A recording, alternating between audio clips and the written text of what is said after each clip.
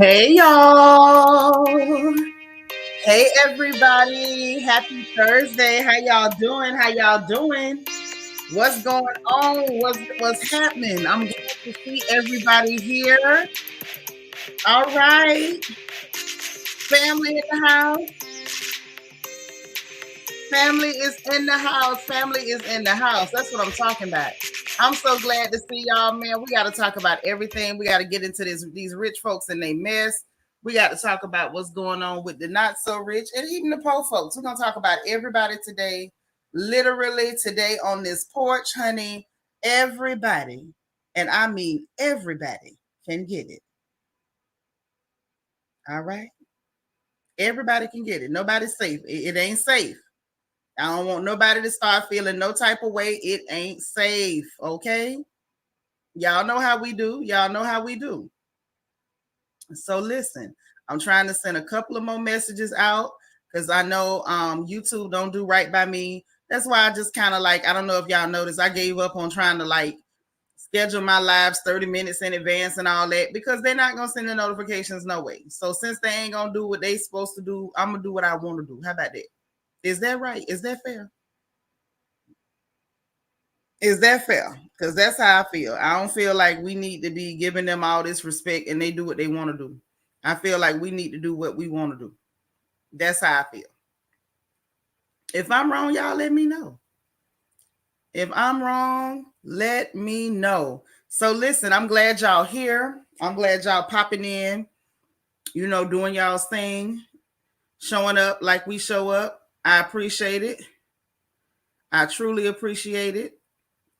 So listen.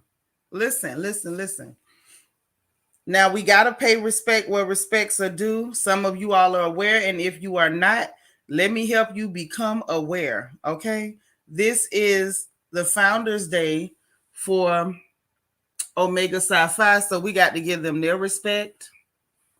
We got to much respect to the distinguished gentlemen of Omega Psi Phi because it is November 17th. So let's go ahead and be respectful. Let's be respectful, everybody.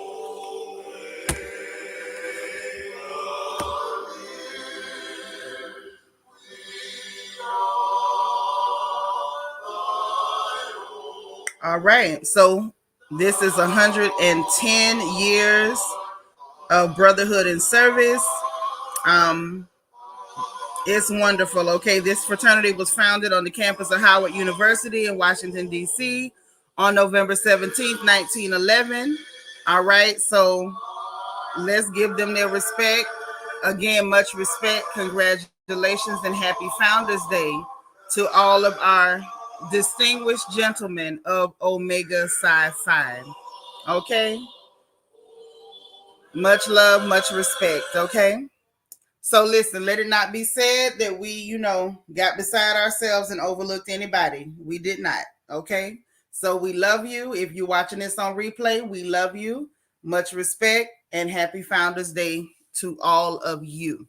Okay. So now that we got that respectful stuff out the way, let me greet everybody in the chat. Okay. How y'all doing? That's right, Black Cherry. That's what I'm talking about. We got to show love. We got to show respect. Or at least over here on the porch we do. Because we got manners over here. So let me greet everybody. Let me slide to the top. Let me greet everybody. And let's get into this thing. Bianca Edwards is here. Hello, beautiful. That's right, y'all. She say hit that like button. Hey, Kia, you packing, but you're listening. I remember. That's right. Today is Thursday. One stranger, one smile Thursday. Do not forget to do your random acts of kindness. If you haven't done it, it ain't midnight yet. Let's get it done. Hey, cool gamer. Dr. Ivy Girl, how you doing, sis? It's so good to see you. Queen of Hearts, KS, how are you? Quiet Storm 87 is in the house. Kim Bird, what up, sis? Good to see you. Auntie Eva, I'm glad you made it. My good sis is here. Marilyn McGowan, I know that's right. DV is up in here. Hey, boo. And we got DH. Hey there. How are you? Good to see you. Good to see you. We got Black Cherry in the house. My sis Leslie is here. Hey, sis, what's happening? Zaleen Turner, good to see you. Nacho Twins, mama. How you doing? All right. Ashley in the house. Hey. The beautiful and gorgeous Niecy Rose is here. Hey, Rochelle. How you doing? Jackie Gaines. Hey, sis. All right now. We got Miss Sparkle here, our resident Mary Kay lady. We can't wait to sit down with her. I know she got some more goodies to show us. Allie from Miami is in the house. I know that's right. Who else we got? Miss Kaiser So Say Girl, we missed you too. All right. Kim Bird, how you feeling? Who we got? Make sure we got everybody because I don't want to skip nobody. Y'all know my manners is good if I can help it. Chanel D. Queen, what's up, beautiful? How are you? My baby sis is here. Christina Shepherd, Houston's finest. Catherine Bennett, what's happening? Good to see you. The beautiful CC Miller is here. Cheryl, what's up, girl? That's right. Happy Founders Day to those distinguished brothers of Omega Sci-Fi. Dana Brown, what's up, girl? Glad to see you. All right. Listen. Sisters, things is going on and we got to talk. So I'm going to give y'all this good FNN real quick. Before we get to the gossip, forgive me, I had to put a little piece of food in my mouth because your girl is starving. Okay? Pure starvation. I am so sorry. That's so ignorant of me, and I'm so sorry, but I had to swallow a little bit of food. Also, those of you who are Royal family members, we will be having a family meeting after this live because we got to discuss our plans for Thanksgiving. So be aware. Now, real quick, with this FNN before we get to the gossip, because the gossip is gossiping today. First of all, y'all say a prayer for all us because North Korea is over there tripping and flipping, baby. They done fired off ballistic missiles after the U.S. when it met up with South Korea again. You know, trying to flex. Hey, Silver Diamond, what's up, boo? They trying to flex. And thank you, DV. I appreciate that. And trying to flex and show their presence over there in them people's part of the world, even though they don't want them people flexing over here. So, you know, North Korea, y'all know Kim Jong-un is a psychopath, and now he firing off missiles and stuff. So pray for everybody. China up to something, just so y'all know. What up, Miriam? How you doing, girl? Working and listening. I know that's right. China's up to something, y'all. They done did 2 launches into outer space, done put up 6 satellites and did it in under 30 hours. People don't do that kind of stuff that quick unless they up to some of that buffale. So again, pray for everybody. We don't know what the hell going on with these people, but we know it don't bode well for none of us. Okay. Y'all cousin over there, you know, in the Vlad versus Vlad pay-per-view, the one in Ukraine, he's still lying, talking about that missile that hit Poland was from Russia. And now, you know, the U.S. media, y'all president, everybody, even the people in Poland is saying, nah, dog, you the one sent that one over here. Done killed 2 people. He's still lying. And the Associated Press actually printed the lie first and had to go back and print a correction. So there's that. What's up, Queen Mermaid? How you doing? You say Dennis Rodman need to get his friend. He do need to get his friend. I don't know if Kim Jong-un still be kicking it with Dennis Rodman, but you know, Rodman need to text him or something. You know what I'm saying? And tell him, hey, man, quit playing. But he ain't said nothing to him yet. Or if he said it, maybe Kim Jong-un told him, Worm, mind your business. So we don't know what happened. Hey, Imani Taylor, what's happening? Sunshine. Hello, gorgeous. How are you? So also real quick, the Republicans won the House of Representatives officially. Nancy, I'm back from the dead. Pelosi has officially stepped down as the Speaker of the House. We got to thank God for small blessings. And we don't know what's going to happen next. So they saying maybe Kevin McCarthy out of California going to take that spot. Maybe he will. Maybe he won't. But one good thing happened for Black folks. Hey, Sasha Ellis, how you doing, sis? Is that while they fighting each other, they not coming after us. And to me, that's a win. I want them to fight each other forever. Okay? Also, your government has is messing with the U.S. banks, and they done decided they're going to put out their own crypto. Okay? That's why I kept telling y'all, crypto wasn't a scam. They was trying to make it look bad so they could take it over, and that's exactly what they're going to do. They done announced they're going to put out their own digital currency using the same blockchain technology, and they using the fall of FTX as a reason to do so. I find that very convenient, and you should too, especially since FTX conveniently folded after they donated all their money to the Democratic Party. So, you know, hopefully y'all paying attention. I ain't beating no dead horses. Your friend Fauci, the Count of Lies, Count Fauci, one of his real close colleagues said that there's a very good reason to investigate him because he was purposely misleading the American people and pushing them into lockdowns, even though they knew it was going to be dangerous, and say he did it for special interest groups is what they say he did it for. So, pray for him because I believe they finna bring him up on charges. And this is important information real quick before we get to the gossip. San Francisco, if you live in San Francisco, California, they said if you is transgender, you make under $600 a month, you can get a $1,200 check every month.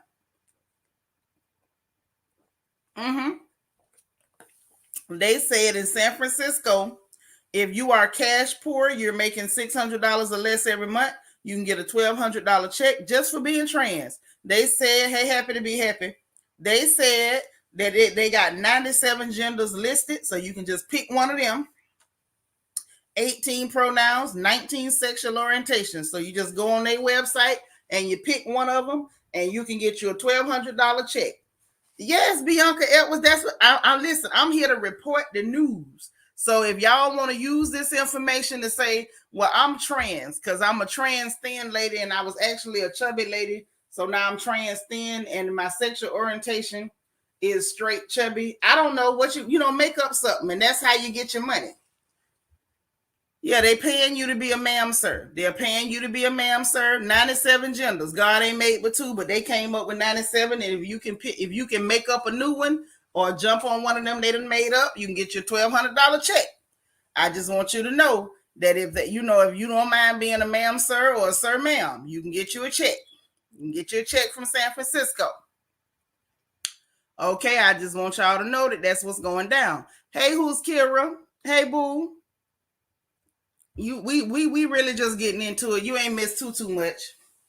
Yeah, God made 2 genders. They say they got 97 of them. If you can pick one of them 97, I'm just saying, and you live in San Francisco, if you got a cousin in San Francisco, tell them to go to the website for the city and see how to get that check. Hey, BJ Des, $1,200 a month. You just got to say that you something other than male and female. Just make up something. A unicorn garden gnome doppelganger, and there you go. Right. I don't know what in the world, sis, but that's what they're doing. I got all I can do is report what's happening. I can tell y'all what's going down. Say, Lord, there's gonna be a lot of unemployed trans just for the check. Well, what you gonna do with $1,800? And I mean, let's just say you make $600, or let's just say you make nothing. What you gonna do with $1,200 in California? I think they charge you $2,000 a month just to say good morning over there. And it's gonna come from taxpayers' money, so they're gonna take money from taxpayers and give it to people who are living in fantasy land. See if they're giving out checks to mermaids. You investigating it. You trying to see if you can get one of them genders. You want to see if you one of them genders where you can get a check. Kia say, I resonate as a dolphin, but then I don't live in California. I know that's right.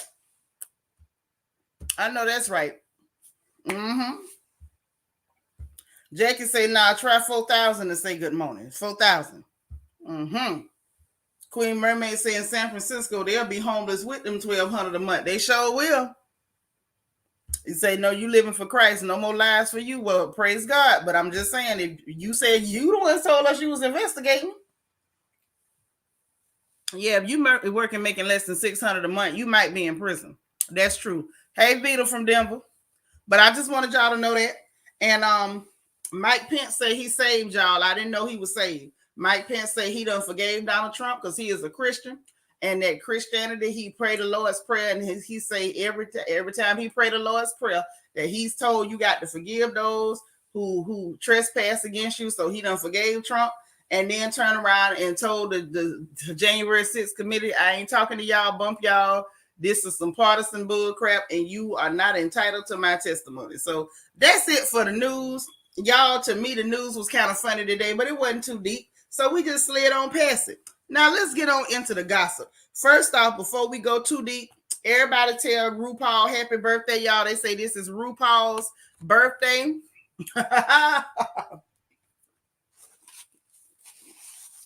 Happy birthday to RuPaul.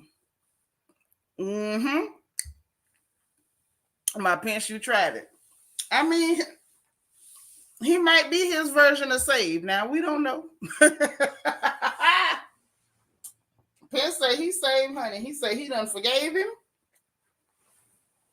And that's that. Baby, we finna talk about this him with Wendy. Y'all want to talk about Wendy first? Because Wendy Osefo said, y'all, what y'all gonna do is stop lying on her. That's what she said.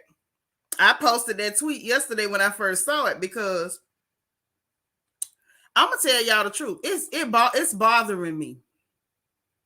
It's bothering me. I ain't lying. It's bothering me. You said what I'm eating sound like it's good. Nah, I'm trying not to eat. I was so hungry, sis. I'm so sorry. Y'all don't understand. I be working and sometimes I don't stop to eat nothing. And y'all big sis was over here hungry. Miriam said I was starting to wonder about Pence. He disappeared for a while. I think he's trying to come on out. I don't know what he gonna do, but I think he's trying to come on out. So anyway, apparently these people went trying to spread stories that the cast trip to Mexico, that you say you here for it, you just want a plate. I just grabbed some finger food real quick because I know I had to come on here and gossip. Say Wendy need to go back to using her degrees and stop arguing with small-minded folks. But who is she arguing with? She ain't arguing with nobody. And nothing she did justified them attacking her. Nothing she did justified them lying on her and saying that she was kissing on that dude and rubbing her privates and showing her privates to these people. Kia said, I need to know what you're eating too, sis. It's just a little snacky snack. Yeah, I don't be eating like I'm supposed to. I'm real raggedy with that. I got bad habits. Thank you. I appreciate it. But I'm still trying not to smack in nobody's ear because that's just rude and ignorant. But yeah, so they going to put out this story on the cast trip in Mexico that she kissed Mia and they were supposed to have been having some type of weird relations and showing her privates. And it's like, that lady ain't did that. You know what I'm saying? When I heard it, I knew it was bull crap. But you know, people love, I do mean love, to hear something filthy and salacious about Black women. And I think it's really offending them that this lady is trying to be classy in how she carrying herself. Now, when she came on the first season, I didn't like her, but I still couldn't say that she was behaving in an untoward manner. I could never say that this lady behaved like a gutter snipe because she didn't. She was definitely kissing up to them heifers and trying to fit in, but she never gave me low class, low rent, gutter snipe, alley cat behavior. Never did. Black Cherry said Wendy too smart to let them rag baloney lips touch her. Exactly. Why the hell would she do that? Them people, they've never been cool from like the first time they met. From the time Karen brought her to Wendy's house and she went trying to like go after the girl for getting her surgery, right? Who's Karen said, I'm thinking the fight happened and then she made up with Mia with a kiss. I don't even think that happened like that. I don't. I'm just saying. Yeah, well, that's the thing. So that's the story that they put out, and I feel like they're trying to deflect from the fact that she was physically attacked by that dude. Okay, so oh, that sounds like something the blonde bandits would come up with. Yes, because that's how they living. So of course they want to transfer that to other people. But I do like the fact that Wendy did speak up for herself. You know, shout out to you, Miss Wendy Osefo, honey. May not be your biggest fan, but I'm gonna go ahead and say what's right when it's right. I'm going to say what's right when it's right. And that right there, she was right to talk up for herself.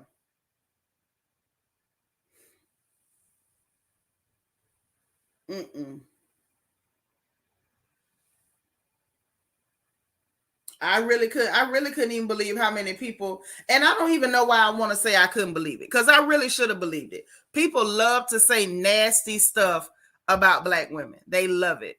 DV say they are going too far now. I'm about to stop watching. Y'all know Gabor keeps saying he gonna stop watching. I'm not gonna say that just yet. Because thank you for telling him hit the like button, sis. And the reason I'm not gonna say that is because I feel like we need to keep our eyes on these people, document what's happening, socially, and hold them accountable. If by nothing else, by social media, verbally, or whatever. Who's curious say because the podcast with her and Candace was talking about the kiss hinted at much more happened than the kiss. Yeah, I'm still not buying it. They was on Teddy Mellencamp's podcast. Yeah, I just personally, who's Kira? I don't buy it. I'm not buying it. I'm not buying it. I feel like even if it was like okay, we made up, like I'm not mad at you no more. I'm not out to get you no more type situation. To try to turn it into this woman had a whole lesbian experience with Mia. I was like, y'all are so low class. Like it's going to the gutter. But not only are they going to the gutter with it, I think the part that blew me away was the amount of people that really tried to turn it into something dirty on social media. Yeah, she stood up for herself. She did. I had posted it on the community wall yesterday. Her I don't know if Candace is against Wendy. I feel like Candace kind of go where the wind blow because Candace really want to fit in. But that don't change what they doing to her being wrong too. You know what I'm saying? It's just a mess. But I was really proud of Wendy for talking up for herself because she tweeted, and like I posted, Miss Thing made it her business to post yesterday in defense of herself. And so she said, and I quote, "Y'all want this to be girls gone wild so bad. I don't know what's worse, the people who make up these fake stories or the people who believe it. Hashtag RHOP. I'm on her side." Because this right here, y'all, is deplorable. Who's curious say, part of me wants to think Wendy ain't like that, but with Mia, but she sometimes does too much to want to be accepted to the group. That's true, who's curious. She does do a lot to be accepted, but I'm not going to say, and the reason I can't say it is because she's never given us any evidence in her wanting to be fit in that she was willing to just completely be sleazy. The lady's never given me sleazy. She's given me stuck up. She's given me rude. She's giving me snooty. Like she was very condescending to Karen. She was real nasty when it came to Monique, and a lot of that was trying to fit in, but she never showed us sleazy. Right. If Candace really was trying to infer that, then she lost me too. Mm-hmm.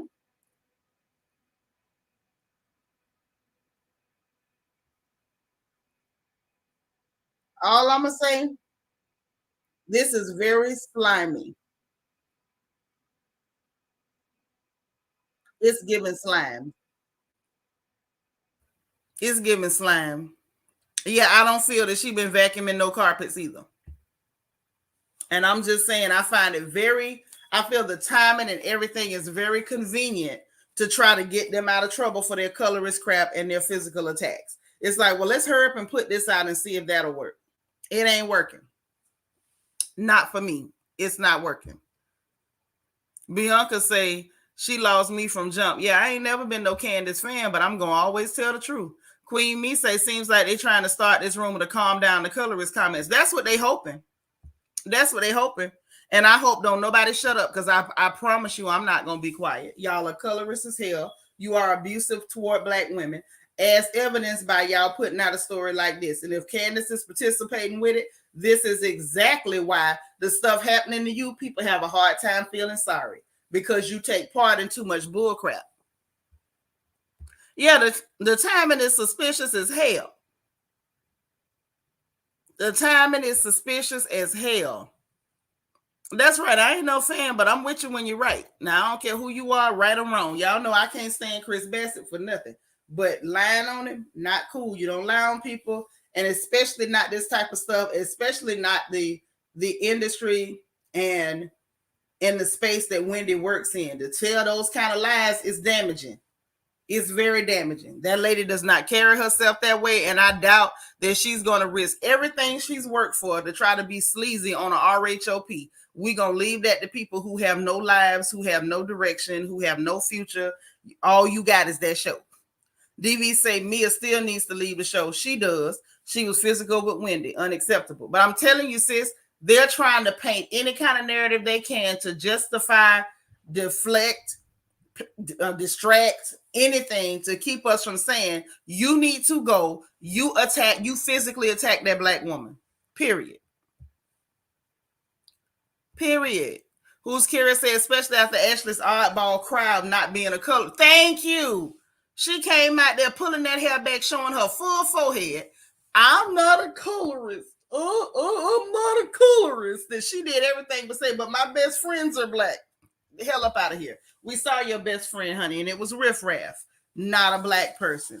Black Cherry said, I love that we ain't here for Wendy's character like that, but we came together to defend this sister. Team Wendy against them demons. Exactly. I ain't for your character, but I'm not for nobody lying on a sister just because she's a sister either. Never that. We gonna stay on code around here. Auntie Eva said they trying to ruin Wendy's reputation and run off the show. Right. They were trying to provoke her into a physical altercation. Y'all hit that like button. Speaking of treating a sister right, treat this sister right, okay? Hit the like button. They were trying to provoke her into a physical altercation so it would damage her character and make her hurry up and leave the show. Or hopefully, knowing these vicious, jealous whores, they were probably hoping she would lose some of the opportunities that she had made for herself. Because those opportunities that Wendy had, she had them before she came on this show. And we're going to tell the truth about that. However, when she didn't take the bait, now we're going to try to ruin her image by telling salacious lies about her having relations with this ma'am sir on this show. Bianca say, yep, I'm an advocate for right is right and wrong is wrong, even if I like you. But if I like you, we'll handle it in private. And I got your back in public. Right. Tell them not your twins, mama. Y'all hit that like button now. Hit the like button. Right, and possibly lose her jobs. That's what they wanted to do. They want to ruin some of the accomplishments this lady has for herself because they don't have them. They don't have them, and they were trying to maneuver a way to ruin her. And Wendy was just basically too smart for these heifers, which ain't hard to do. Which is why I was real surprised and shocked that Candace and Monique allowed these recessive slow heifers to play them. I still don't understand how that happened. Somebody let me know. Let me know. Okay? Because I was confused. Or as y'all like to say, you was confusion. I was confusion. A ball of confusion. So now, I want to talk about something else.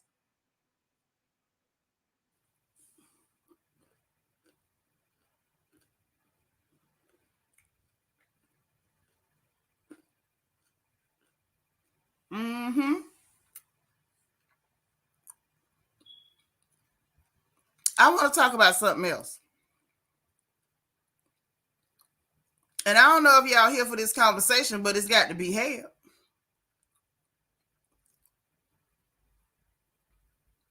It has got to be had because I'm not sure what's going on in the world today. But my dears, we got black folk coming out of the woodworks in dirty solidarity with clear people. So the next dirt defender on the docket is B Simone. B Simone is the next dirt defender on the docket. Reasons being, B Simone was on a podcast, and B Simone took it on herself to tell people that she don't wash her tail. So we're gonna talk about this.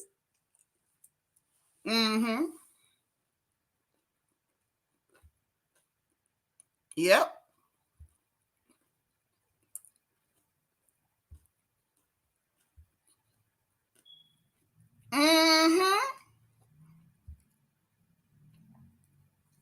Yep, another dirt defender.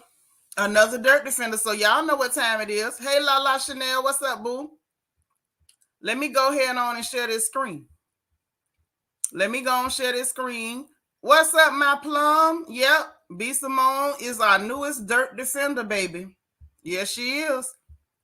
I'm gonna let y'all hear this nasty heifer for yourself.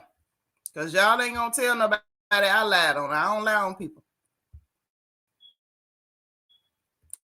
So let's go. I don't think a lot. I don't think a lot of women. Is that nasty? Is that a normal thing for women, though, right? It's like At least like 2 days. Out of the week? No, I'm saying like you can miss 2 days. I mean, yeah. Like if it's a Monday, yeah, I'm not going not out out 3-4 days yeah. unless I'm like thugging it. You'll take a shower on But Wednesday. when was you thugging it? Like If you take a shower on Monday, when's the next time you taking a shower? Wednesday. at least by Thursday morning. So 2 full days. So 3 Monday, days. Tuesday. Oh, Wednesday. That was a Wednesday. But I mean, a Thursday probably has happened. Like Monday morning, then Wednesday afternoon. Yeah. Like, like if we're super busy, I'd rather sleep than shower. I'm saying, do you It is. There is. No. You can do. I don't shower every day. I don't think a lot of women shower. Is that nasty? Mm-hmm. Is that a normal thing for women, though, right? Now y'all see that other black girl did not want to agree with her. Like she didn't want to embarrass her, but she talking about something. Is that when the dude says that normal for women, she was like, You know she wanted to scream hell no. Let me see what y'all say. Yeah, she's disgusting. She is filthy. That heifer is nasty. So not only is your dirty behind around here being anti-black, playing yourself, chasing men, you got the nerve to not be bathing all at the same time.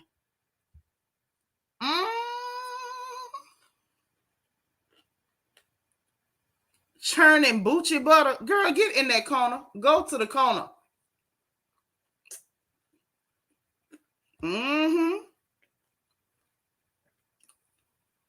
Now, Black Cherry, you sound like my mama with that when them clothes can stand up by themselves. Dirty.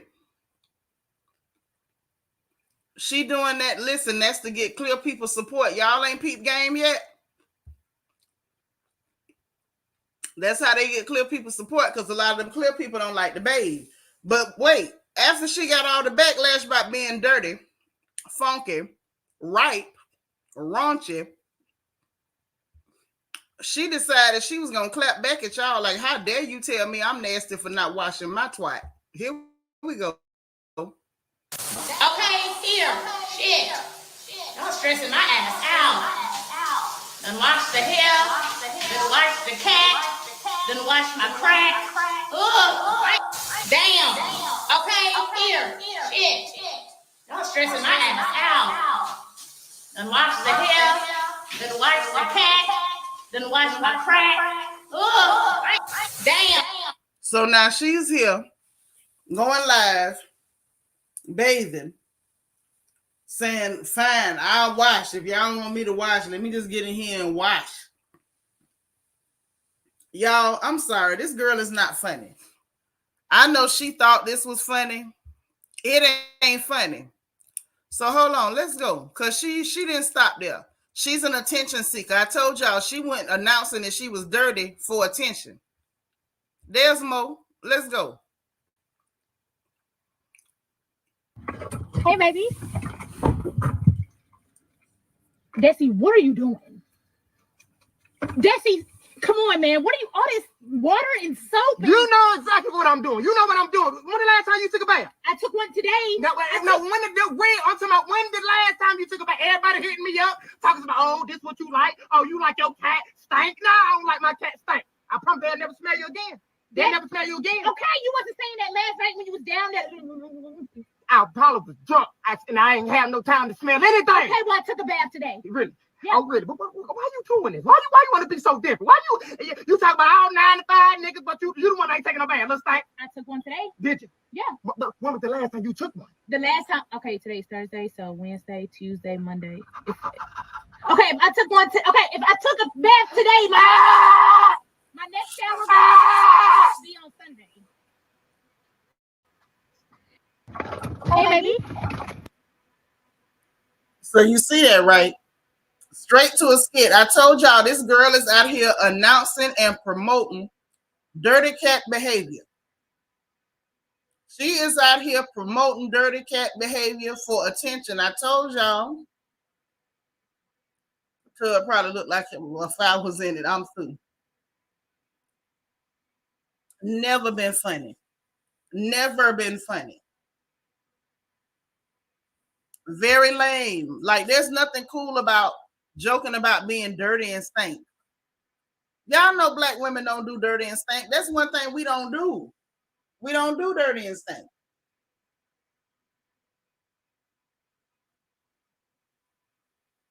You say one of her parents is a preacher. Didn't they tell her what they used to tell us? Cleanliness was next to godliness. So she out here trying to go to hell. Very disgusting.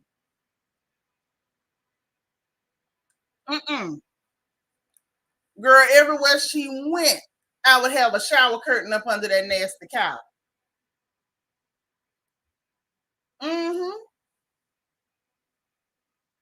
Yeah, Jackie trying to go to the corner with y'all. This is nasty. Mimi in the house, the head sniper in the building, Sour Patch Puss. I'm dead. Well, you know what? Why do I feel like that name fits? Miss Kaiser so say I ain't heard from her since she put that book out. Child, you mean that them empty pages and telling people to write it for themselves? Yeah, real dirt devil. A real dirt devil. God is not pleased with this.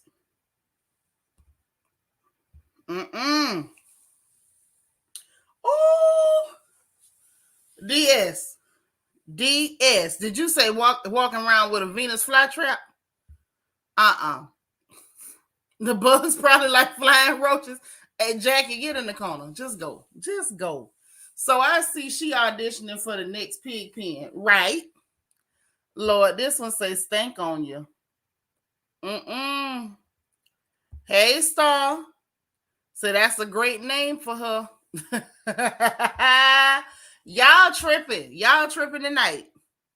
Yeah, God ain't pleased with this. God is not pleased with this. Ain't no part of this the Lord is pleased with, walking around dirty and broadcasting.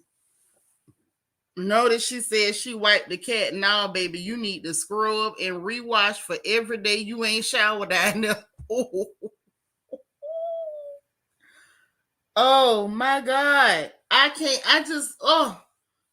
Y'all, are her parents still alive? Are they alive for this public embarrassment?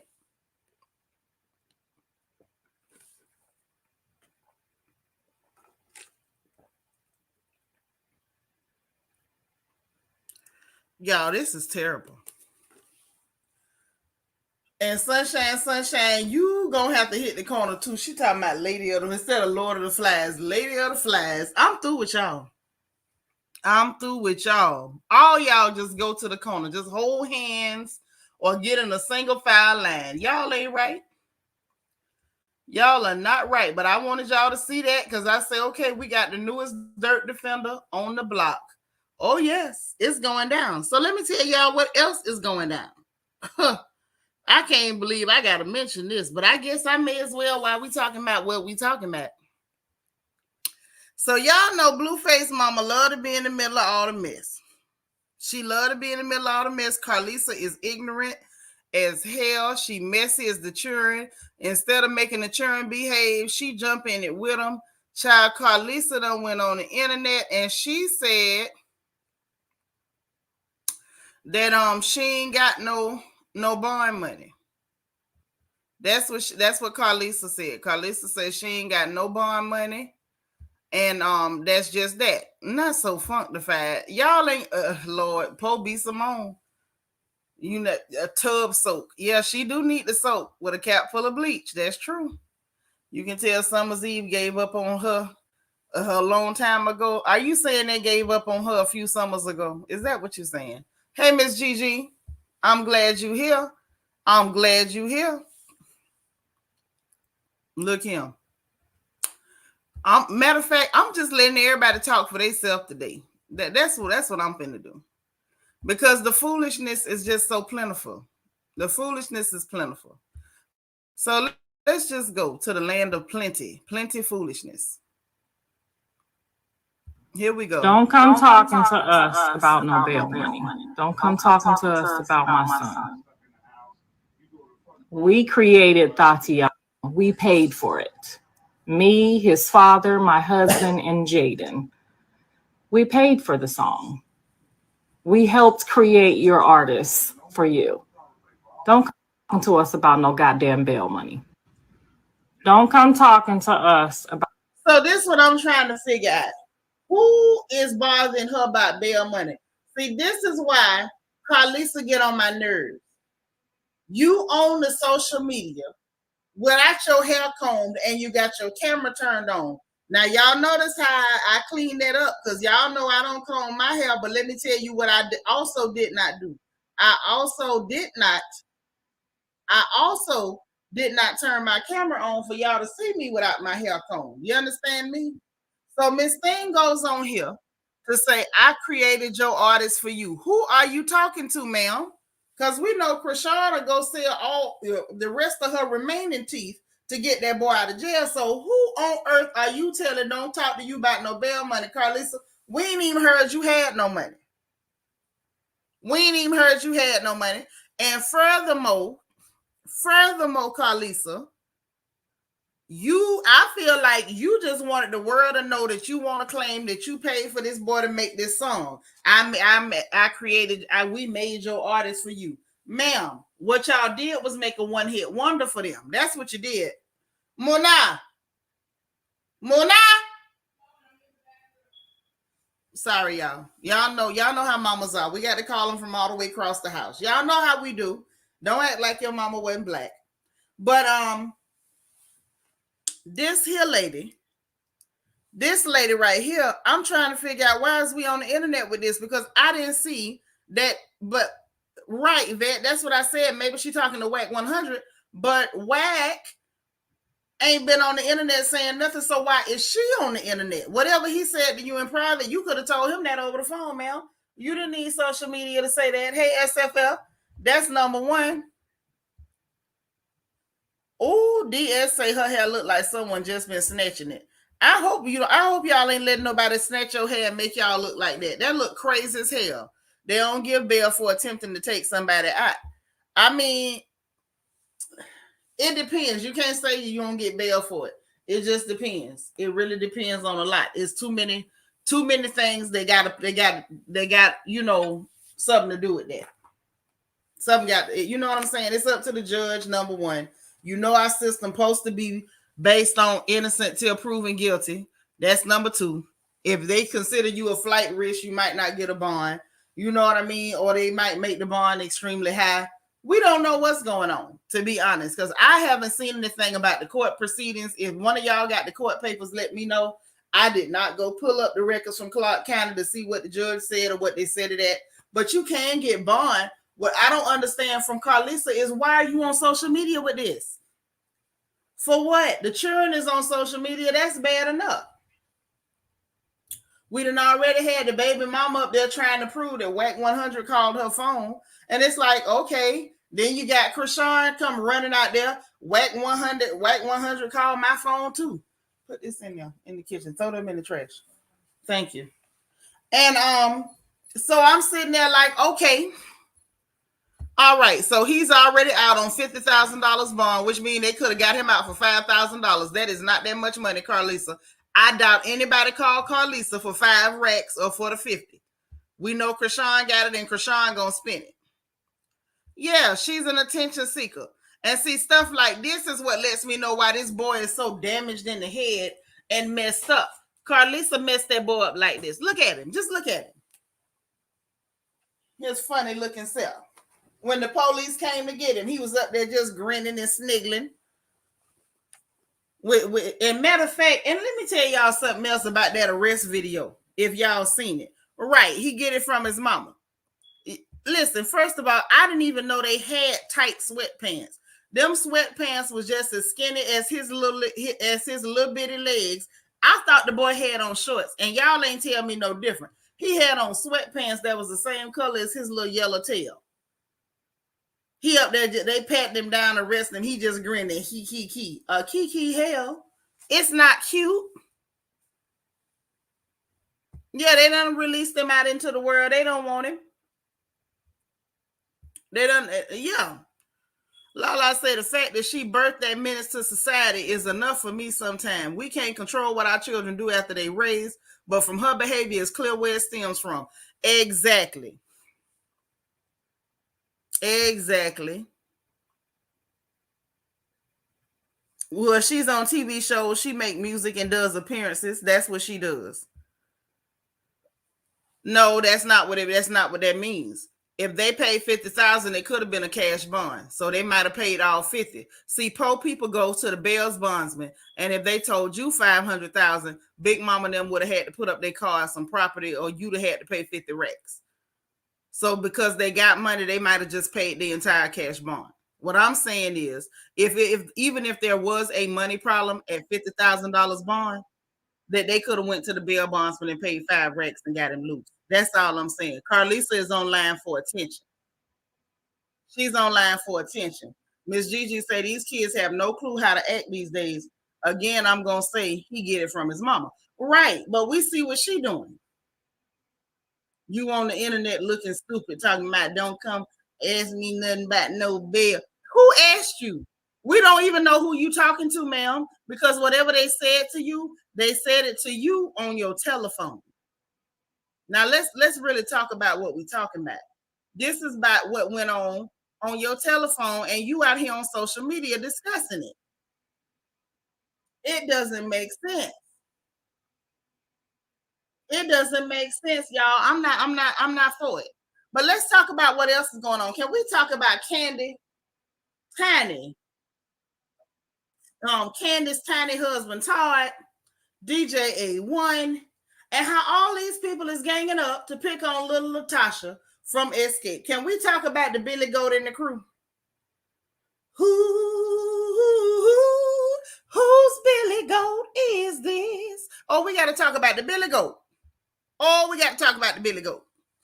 Good boy say, right, I seen people pay way less than 10% on a bond, which is why they need to throw the whole system away. Say it again, baby brother. That's really how it goes. Yes, honey, Todd, teeny tiny Todd, done jumped into the women's mess with DJ A1, and they sitting up picking with Latasha. Yeah, Latasha telling the truth. That's why they all ganging up on her. But now let's talk about it, shall we? Because I don't really like the idea about men. Now you coming in to antagonize a woman. Now you coming in, see stuff like this is why some of us can't stand that Billy Goat by the name of Kandi. This is why some of us can't stand the Billy Goat. I know that's why I can't stand the Billy Goat. Okay, so let's go ahead. Let's share the screen one more again. Let's go ahead. Like I said, today is the day that we're going to go ahead and see what people is doing. We're going to go ahead and see what the people is doing firsthand. All right, now, let's get it. Let's go. So now you got this clown right here. Come on, clown. DJ A1. So he going to post this picture. All these fat dudes and this midget with a beard. These DJ A1 talking about apparently our group got the memo to wear the same colors. We go by the name #captured. Like, they need to release y'all back into the wild. 2 of y'all look like 2 big behind beluga whales, and 1 of y'all look like a vindictive garden gnome. Release them niggas back into the wild. Talking about you been captured. #release. Turn them loose. Release them. Free Willy. Hootie hoo. Anyway, so then here come Tiny. aka Miss Piggy, aka Smokey Robinson in a lace front. Talking about glad you ain't got a David Ruffin or Flash in y'all group. Ain't nobody come to see you, Otis. So y'all see this girl done already posted the receipts where she was lied to.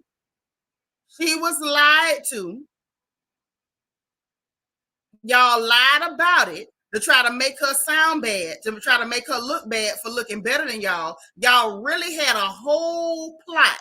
Y'all had a whole plot against this girl, and you're mad because it didn't work. You're mad because she showed up not dressed like y'all, and she didn't look like a hot country cliche redundant mess. Lala say box fan voice and the unlucky charmed leprechaun strike again. Yes, God. You acting like your cousin DT. This too much. Kandi need to go graze in the pasture. She does. One of y'all bring us some palm fronds or something. That's right, y'all. Hit the like button. Hit that button. Kira say Kandi, the boring housewife who buys love birds. Boy, if y'all ain't acting like DT, where is DT? Where is DT?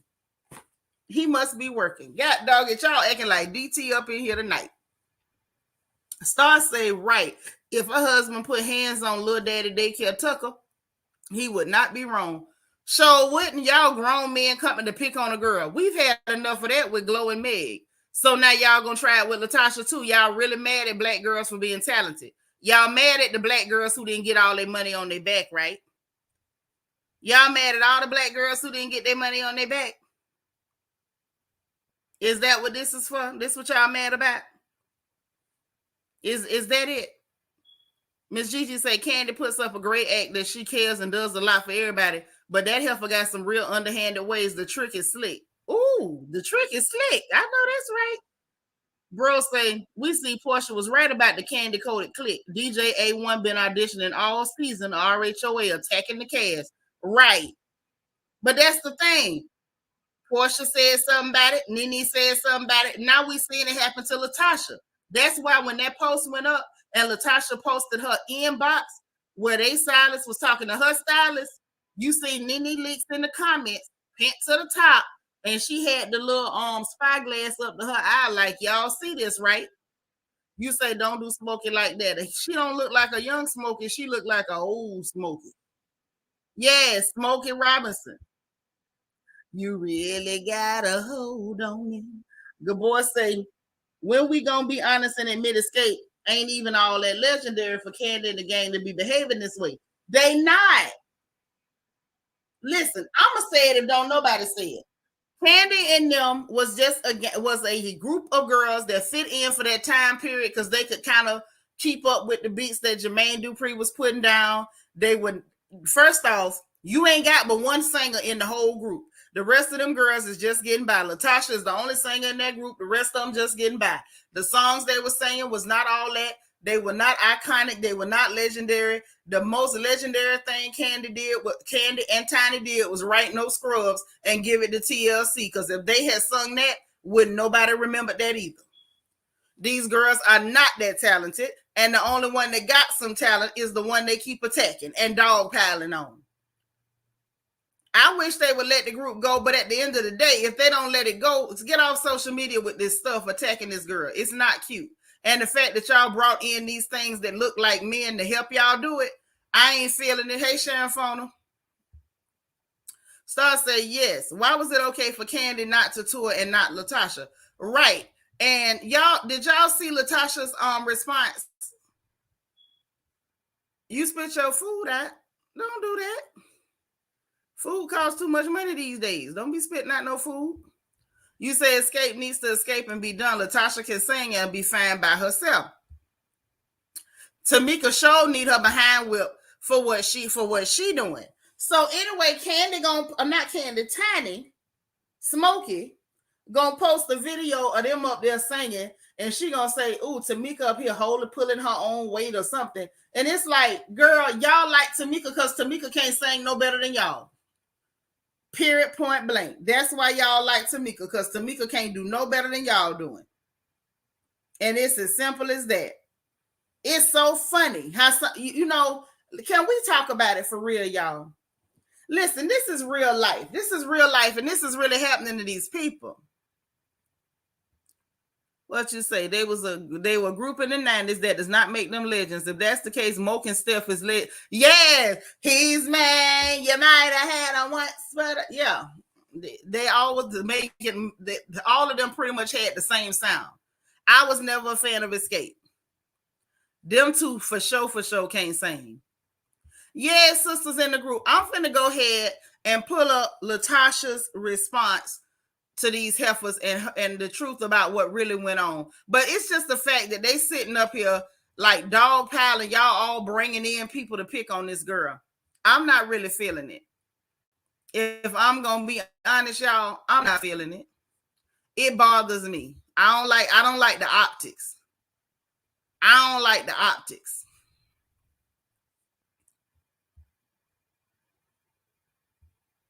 It's not working for me at all. So let's take a look at this because I want y'all to see it. I don't know if y'all saw the response, but we're going to see. Where D. Marie? Hey, D. Marie, your crown done fell off, boo.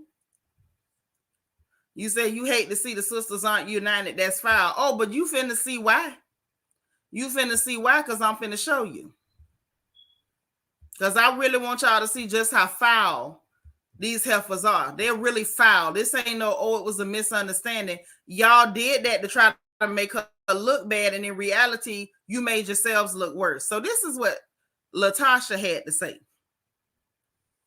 The reason I'm not doing the tour is because the promoter the girls are on tour with threatened my husband's life. The promoter was initially brought to the table by my husband for a few shows. Two of the ladies had Carnival 19 on the show dates. So my sister and I performed alone in Atlanta, and the other show we had to pull out of. That's where the deal went left over a situation that could have been resolved. The promoter then referenced getting my husband's head touched and me being a widow. Would you have gone on tour with him? If that was any of their husbands, they definitely wouldn't have done the tour either, which I would have supported. Y'all know Kandi wouldn't have done it. You know how she go to bleating like a billy goat if somebody even look at that toddler. Then she says, like I told them and management, I'm available for any dates that doesn't include that particular promoter. So it sounds like she didn't just say, I'm not going to tour. She said, I'm not working with this character because he's making death threats. Okay. Then she says, I choose family and loyalty over everything. But when my sister chose to disrespect our mother on a public platform, I literally couldn't stomach it. And we haven't spoken since. I am trusting that God will restore and bring my family back together. This just hurts, she said. Okay? Bottom line. So to me, y'all, I feel like this explains a whole lot as to why her sister wouldn't tell her, hey, girl, this is the colors that they wear. Hey, Evolution 101. This explains why the sister didn't say nothing. Hey, Nicole. Nicole, you say they're not going to quit eating dirty cat? Oh, my Lord. That's like on Friends. Remember Phoebe Buffet had that song? Smelly cat.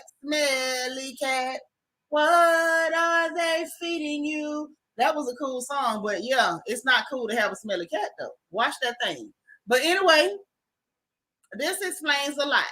So they want to put it out, oh, she not going to go on tour with us because she want to go solo. No, that lady says she not going on tour with that man because he done threatened her husband. Okay, right, Jackie. Oh, Billy Goat Gruff. She added again. Then with the wardrobe malfunction, if we can even call it that, because she came out looking a whole lot better. She didn't know because we saw the inbox where the stylist flat out lied, and she still looked better, but she couldn't even get the tea from her sister because her and the sister wasn't speaking behind something that went on between them and their mama. And she said disrespecting her mama on a public platform. So I don't know what she did because ain't nobody following Tamika. Don't nobody care about Tamika. That's right. R.I.P. to our homie Billy the Goat. R.I.P. Billy. Good boy said it don't matter. Latasha ate him up and Kandi was big mad. Yes, she was pissed off. They was up there looking country as hell in that sheer and sparkle. And then they had her sister sitting up there looking like Viola Davis. Who's Kira say? The sister chose Kandi and Tiny, yet still broke. What a shame. Right. She chose them because they had more money. And look how they had her looking in them pictures. Can we talk about how she was looking in them pictures? Can we really talk about it, y'all? You say her home is happy and the others is questionable. I don't blame at all. All money ain't good money. Yeah, you don't tear up your house for no heifers. Hey, Delicia. You say whatever happened to blood is thicker than water. That statement said it all. Well, yeah. Once you do something to the parents, can I tell y'all a little story about my family and one of my siblings that I ain't fooling with right now? If y'all don't want me to tell it, I'll be quiet. But I will tell you how things go with stuff like that. They look like three stale musketeers. Yes, they did, Mimi. 50-year-old wearing glitter and rhinestones. Tamika better go sell some more seasonings. She showed better. So I want to know what was said about the mama. Say what a step below hot mess, because what she looked like maybe hot garbage. But I'm telling you, when a sibling start mistreating your parents, you gonna do what you gotta do. Y'all ain't tell me. I can tell y'all what happened to me, so I'm gonna keep my mouth shut, and we're gonna keep it on these people. But I can tell you firsthand, when one of my siblings stepped out against my mama and tried some bull crap, baby, it's up now. My mama been gone since May the 10th of this year, and it's up forever. I can't see him nowhere. It's up forever. You say, tell it. Woo. All right, I tell it. I tell it. Okay, since y'all say tell it, I'm going to tell it. See, a lot of times people see you on the internet and they really think they know your life and they don't know what you've been through. But let me tell y'all what was going on, since y'all want to know. Do y'all recall when we had that snowstorm down here in Houston and we got froze out? Y'all remember that? They turned off the power. They turned off the water. We freezing down here, right? This was later on. You know what I'm saying? It was pretty bad. I had to send my daughter, my Geneva, my little peanut, to be in the chat with y'all, to go and get my mother all the way in Oklahoma City from Tallahassee, Florida. One of her friends, one of our people, rode with her to go get my mama. My baby had to drive in snow for the very first time in her life to go and get her grandmama. That's right. That's when it was. Because my no good brother, my trifling piece of trash brother, after he had already caused my mama to be sick, after we had already found out the Christmas right before that, before she ended up in the hospital with the Carnival 19, had not fed her for 3 days. And then we started sending food to the house, and he wouldn't even take the food to the bedroom for her. But that was her favorite child. So you know how the mamas are. They got their favorites, and that's just how it be. So she ended up in the hospital on Christmas Day with the Carnival 19. She had fell on the floor. And my daughter had to raise her voice with her uncle to even get him to go down to her bedroom to check on her. And my baby was laying on the floor. Then he called 911 for them to take my mama to the hospital. They get her in there. They working on her. They didn't realize what was wrong at first. When they got her there, her O2 sats was at 60%. Everything said she was supposed to be on a ventilator, but it was God. Soon as they put her on wall oxygen, her body started responding to it, because we was up in here praying. And it was about that time this Negro calling around to the family telling lies. Oh, we didn't know mama was sick, this, that, and the third. And I snapped, y'all. I say this line, so and so and so. I cussed real bad that day, but I had to calm down, y'all. I went to praying.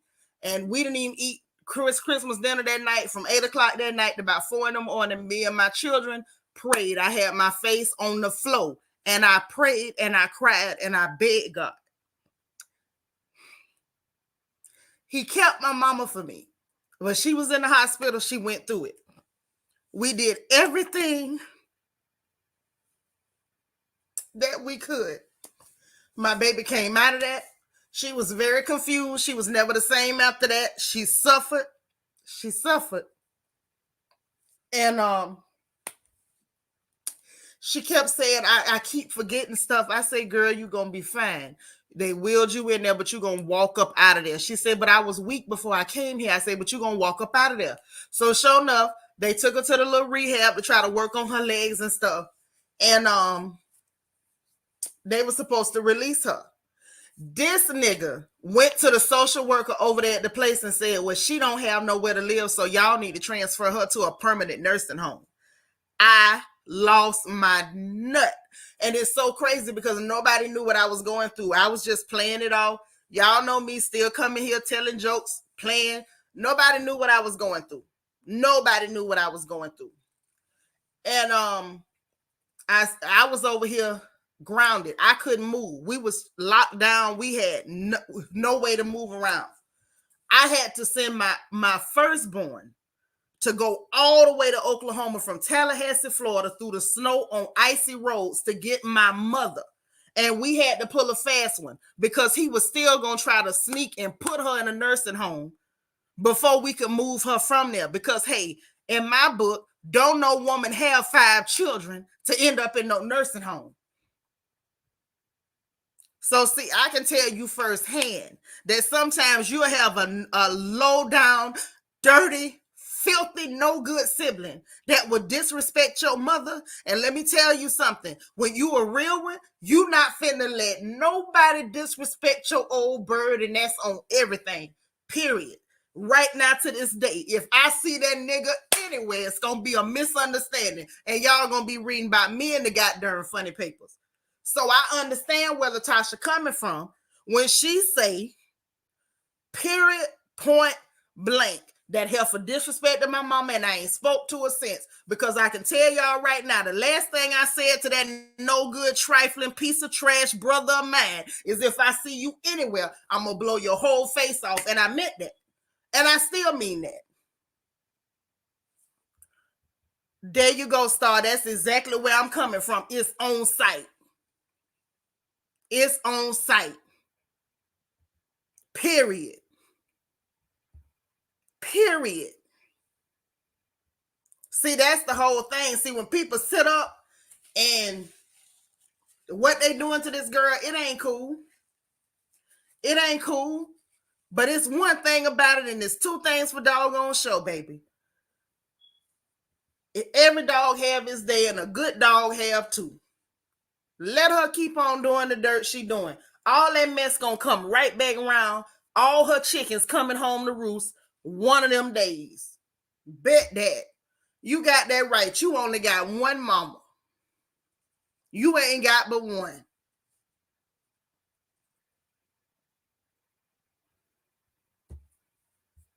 I'm just saying. You know what I'm saying? I didn't mean to get emotional, y'all. But I'm just saying, like, when I tell y'all, I can tell you stories about no good family that'll last you forever. Y'all, listen, y'all better hope I don't never have story time up in here. They better hope I don't never have story time up in here. I can tell you stories that'll perm your hair and curl it right back up about no good family. I feel for Latasha, and we could see that her sister ain't no good. You sitting up here grinning and skinning and palling around with these heifers who out to get your sister. You ain't real. You ain't real.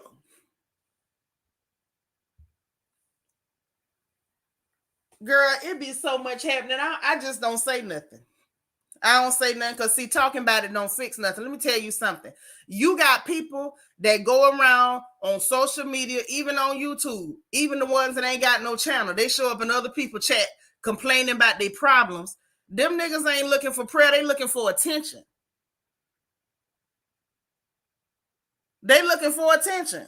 A lot of stuff I go through, I don't say nothing because it ain't no point in talking about it. If you ain't gonna talk, if you ain't gonna tell Jesus about it, what you telling everybody else for? If you ain't gonna tell Jesus about it, then what you telling everybody else for? Sometimes hush your mouth. Get on your knees. And not for them men.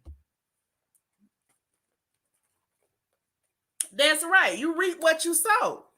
Kandi been dirty for a long time, but she gonna get what's coming to her. But I feel like her sister really got something coming to her. Look how dirty you are. Yeah, she real trash. Real trash. Oh, I appreciate it, sis, but I'm good. I promise you that. Hey, Emmanuel, what's happening? Hey, Shalon. That's right. Don't magnify that. Give it to God. That's all you can do. What by the time you sit up and complain and cry and go off because your no good family did you dirty, baby, guess what? They lied on Jesus. They killed him. You know what I'm saying? So don't play yourself. Don't get all wrapped up to the extent that you're not being realistic. You can't do, you know what I'm saying? You can't do nothing. Like, I'm not mad at Latasha for telling her story, but I want her, after she done told her story, to move on. Because people that's dirty, they gonna still be dirty. It don't matter how much you point it out. The people that's watching, if they ain't no good, they still gonna take sides with these people against you. So stop trying to explain yourself. Stop begging people to understand you. I had to learn that a long time ago, dealing with the people I grew up with. Don't beg nobody to understand you. Sometimes people are dedicated to misunderstanding you.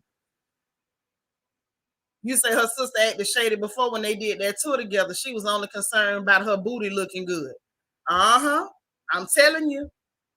Yvette say, yep, I went through similar with my dad. 12 children, and only me and my children ran ragged, doing our best. Then at the funeral, they was acting like the perfect children. It still makes my blood boil. Baby, look here. How about when my mama died, my no good sister called everybody but me. I had to find out from the people at the hospital. Hey, Seanitra, see. Who's Karen? Thank you for the super chat. And we appreciate you coming on here to cheer us up and make us laugh through everything you gone through, sending love your way. I appreciate it, sis. That's everything. I appreciate the love. That's what's up. But yeah, man, stuff happens. Stuff happens. You can't get all wrapped up in that. I want her to really, you know what I'm saying, find her peace and move on. They did you dirty. One thing about it, and two things for sure, honey. God got you. Yeah, she always have her friends do her dirty work. She's definitely demonic, and she look like it. They say sin disfigures, and we see it. Clyde Jones, what's happening?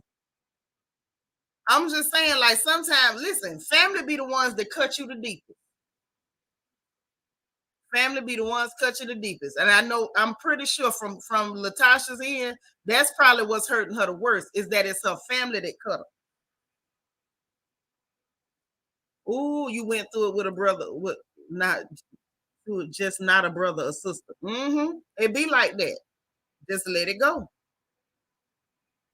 My stepdad's level is at 70 and it's not looking good. Just keep praying, sis. Keep praying. That's all. What else you gonna do? You know what I'm saying? Like, when we start talking about stuff like that, you could go all day long and talk about everything that's wrong. You can't do nothing but pray. What else you gonna do? Yeah, can't nobody hurt you like family. That's what's really getting it. I think that's what's really cutting that girl, is that you, my sister. Not only did you disrespect my mama, now you got your tied behind on here. You know what I'm saying? And you taking sides with these hookers against me. That's right. You got to learn how to create your own family, who's KYrie. That's true, girl. Let go and let God. There you go. We talking about this mess that's going on with Escape Child, and Latasha's sister done disrespecting the mama, and now she hanging with these heifers and turning against her sister. Oh, she say family can be just like an elevator. Some take you up and some take you down. Y'all want to know what I found out? I found out you can do a whole lot better when you get the hell away from them. I'm just saying. That's what I found out. You can do a whole lot better when you get the hell away from these people. Leave them people alone. When you see somebody don't see it for you, when you see somebody don't want your progress, when you see somebody don't want your peace, when you see somebody don't want nothing good for you, they ain't got nothing good in mind for you. Every time your name coming out their mouth is with a lie or an insult, leave them people alone. Because at a certain point, y'all, you're not no victim, you're a volunteer. Leave them people alone. It's the reason why I'm all the way in Texas and they somewhere else. Leave them people alone. If you love your peace and you love yourself, leave them people alone. You can't keep going up around people and sitting up underneath people and then crying about what they're doing to you. Leave them alone. Like, that's really all you got to do. That's why I say, like, okay, Latasha, you done had your say. You said what you had to say. However, However, after you done had your say, guess what? Who gonna believe you is gonna believe you. The ones who ain't gonna believe you ain't gonna believe you. And now be done with it. You done said what you had to say. Leave them goddamn people alone. I went to go pull up a picture because I need y'all to see this. Oh, I need y'all to see this. I want y'all to get a good look at this.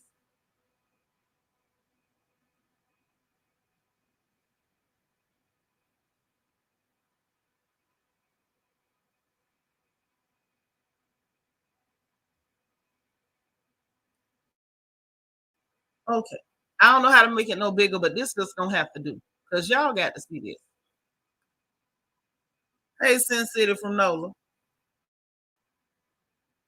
That's right. Breathe, pray, continue. That's right. That's what you do. So look here. Let's share this screen because I want y'all to see. What's up, Tina Marie? I want y'all to see exactly what this girl turned on her sister for. See, in my opinion, and it's just my opinion because I don't know everything. Who am I? However, in my opinion, you was quick to turn on your sister for these heifers because they got more money than your sister. But this is where she's not even using her head. Let's take a look. Look how they got her looking now. Look how they got her looking.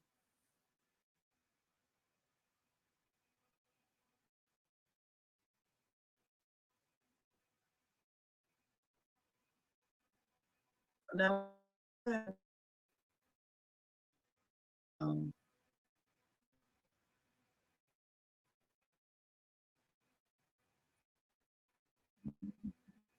that's all right. Another one. Because I want to really look at how they have her sister looking. They got her looking real crazy. I think Madame Noir has a real good picture. And I want us to get a real good picture of how they got this girl looking. She was ready to turn on her sister for these people. And they got her in the cheapest, most ridiculous looking getup that they can manage. Y'all, please like this video. Thumbs up. Hey, Debbie Garcia. Now, y'all, look at here. Look at here. Here we go. Look at this. Look how they got the sister looking. I don't think they're going to let me make it no bigger. I wish they would. But y'all, look at this. Just look.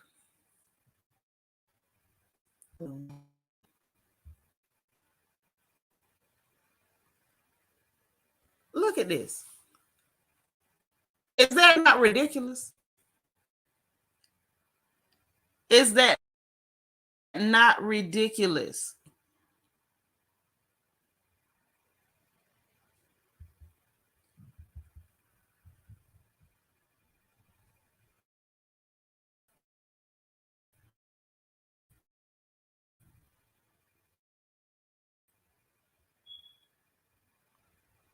This is too much.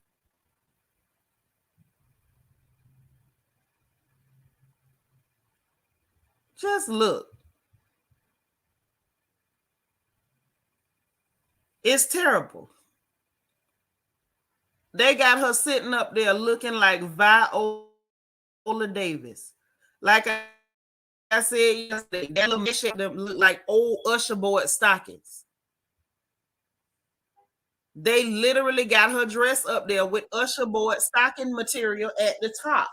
Her dress is covered in glitter. They got stones on their dress, and hers is covered in glitter.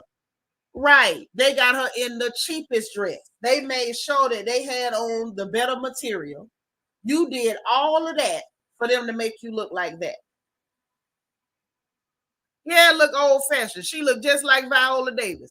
I'm like, what the hell is going on? Got it from the front collection. Yeah. Something they done stole out the back of Shirley Caesar closet. The boy say, never forget They wanted her out the group when she got pregnant, and Tasha played big dog and said, if she go, I go, so they kept her. Right. Your sister will stand up for you, but you don't stand up for your sister. It's the truth. She looked terrible. Your sister up there shining, but instead of you shining with your sister, you over here looking dusty to make these heifers feel better. And what really got me, after they all dog pile on this girl, Kandi gonna comment talking about it's lonely at the top. Girl, what are you at the top of? What are you at the top of, ma'am? Kandi and the gang was canceled. Oh, no, you didn't say, by the way, just let me just sprinkle that on in there. Let me sprinkle it in there. I'm through. So they've been officially canceled. Official. Oh, no. She do look like Viola Davis and look like she got on one of them wigs Viola Davis wore in the Help. Wasn't she in the Help? You say, not Color Purple Couture. Mimi, and this is why she's the head sniper, y'all. Ooh. She looks dreadful. Absolutely dreadful. She said it live on the Twitter. I'm through. I'm through. You think I think Asia Briggs designed Kandi and Tiny's gowns. That's embarrassing. That's embarrassing. Ooh. Hey, Red Majestic Diva. Wait a minute. She on top of an orgy. Oh my God. You say that was a Viola Davis wig. I know it looked like it. Lala say, I know a Tyler Perry wig when I see one. Y'all cold-blooded. I was going to give a Viola Davis. You took her all the way to Tyler Perry. Yes, that did look like something out the back of Shirley Caesar closet. Y'all can't tell me that it looked like she was ready for a gospel jubilee in that dress. She was ready. She was ready. If she'd have grabbed that mic and just said, I know I've been changed, nobody wouldn't have batted an eyelash because she looked like she was ready for it. You know the angels. Yes, that not the Help wig. Yes, it's impotent. You is impotent. Yes. That's all Tamika was waiting on. If somebody had queued it up, she'd have jumped all on that. I went to the water was cold. You know the angel. She was ready. Kandi talked about that alleged lawsuit. It ain't alleged. Them people suing her. Say, baby Jackie, let us know about Angel Brink's child. That will forever take me out. Poor Angel. Ooh, y'all kill me with the Angel Briggs. Yes, Marla Gibbs. Yes, God. Vanessa say not green beans, greens, potatoes, tomatoes, ram, ham. You name it. Yeah, she was really finna tear it up. You just hollered. I'm just saying. Not Celie and drag. I'm through. Y'all cold-blooded. See, I'm a joke a little bit, but y'all go all the way in. Not Celie in the drag. There go the cracked champagne glasses. No, now. Don't die. Come back. You say, why can't they get sued? Because somebody got shot over there to the Blaze restaurant. And they suing her for the shooting to the restaurant. I don't know how they tied that in, but this lawsuit is there. Hey, Dora. Yes, ma'am. That is what's going down. Lala says, sometimes the girls can't be helped. That's what happens when you play dirty. I know that's right. Now, you didn't have to go to the... So you mean to tell me Tamika got Weezy's wig and Kandi got her voice? George. Woo! I love the Jeffersons too, but I don't want to borrow none of Weezy's wig. She was a real one though. Yeah, you can't win when you play dirty. Yeah, some of y'all was in Bible study Saturday. Y'all know it's a process to things. Some of y'all know it's a process to things. What up, Bubby? What's happening? Satan. We gon' tear your kingdom down. Woo!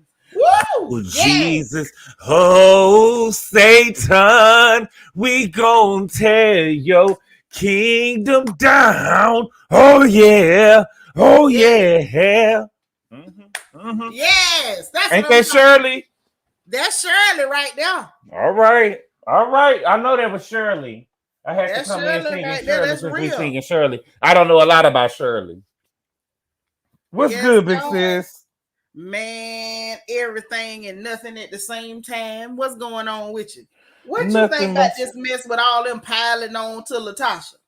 I was talking about it earlier. Now, I do believe that Tasha is a problem, but I don't agree with all of this jumping up on her. I don't agree with this A1 and stuff got going on. I don't agree with Tamika because if it wasn't for Latasha, Tamika, they wanted you out the group when you got pregnant. That's right. They wanted you out the group. And your sister said, wait a minute, I'm the voice. Y'all just gonna put my sister out and think I'm still about to sing and help y'all? Right. That's the thing. It's like your sister really was stand up because because they had to think about it, because when they kicked Tam out the group, she wasn't really no factor. But they knew that they needed Latasha. Bingo. So the dynamic changed. See, when they wrote No Scrubs, when Kandi and Tiny wrote No Scrubs, the dynamic changed. Because had they not wrote No Scrubs, they would still been begging Tasha to be a part of a group. That's right. And the dynamics changed. And the truth of the matter is, T.I. kept Tiny relevant. Period. We wouldn't be talking about Tiny if not for T.I. I don't even think a lot of us knew her name. I know I never knew that girl name. She was just the ugly yellow girl from Escape. We didn't even know she was mixed. We just knew she was ugly and yellow. Not ugly. She always been ugly. Now come on. Well, that's what they said about all of the girls. I really think that the reason why they got the name of being ugly. Oh, can we talk? Is this a safe space? They got the name of being ugly because of Tiny and Tamika, to be real. Yep, Tiny and Tamika got because Latasha and Kandi ain't that bad.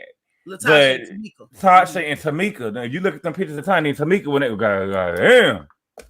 Yeah, they was hard to look at. Now you needed the faith of a mustard seed to look at Tiny and Tamika, Tiny and Kandi. You needed faith. But yes, I seen on Twitter that Kandi and the gang was canceled. I heard it come out of Candy's own mouth. It came out of Candy's own mouth, and wasn't nobody watching it, so they may as well have canceled it. I watched the first two. I think I watched the first 3 or 4 episodes. And then I just got tired of it. I never made it to 1 episode. That's what was so funny about it. All the people talking about, they gonna cancel Portia. I'm like, do you know people like mess?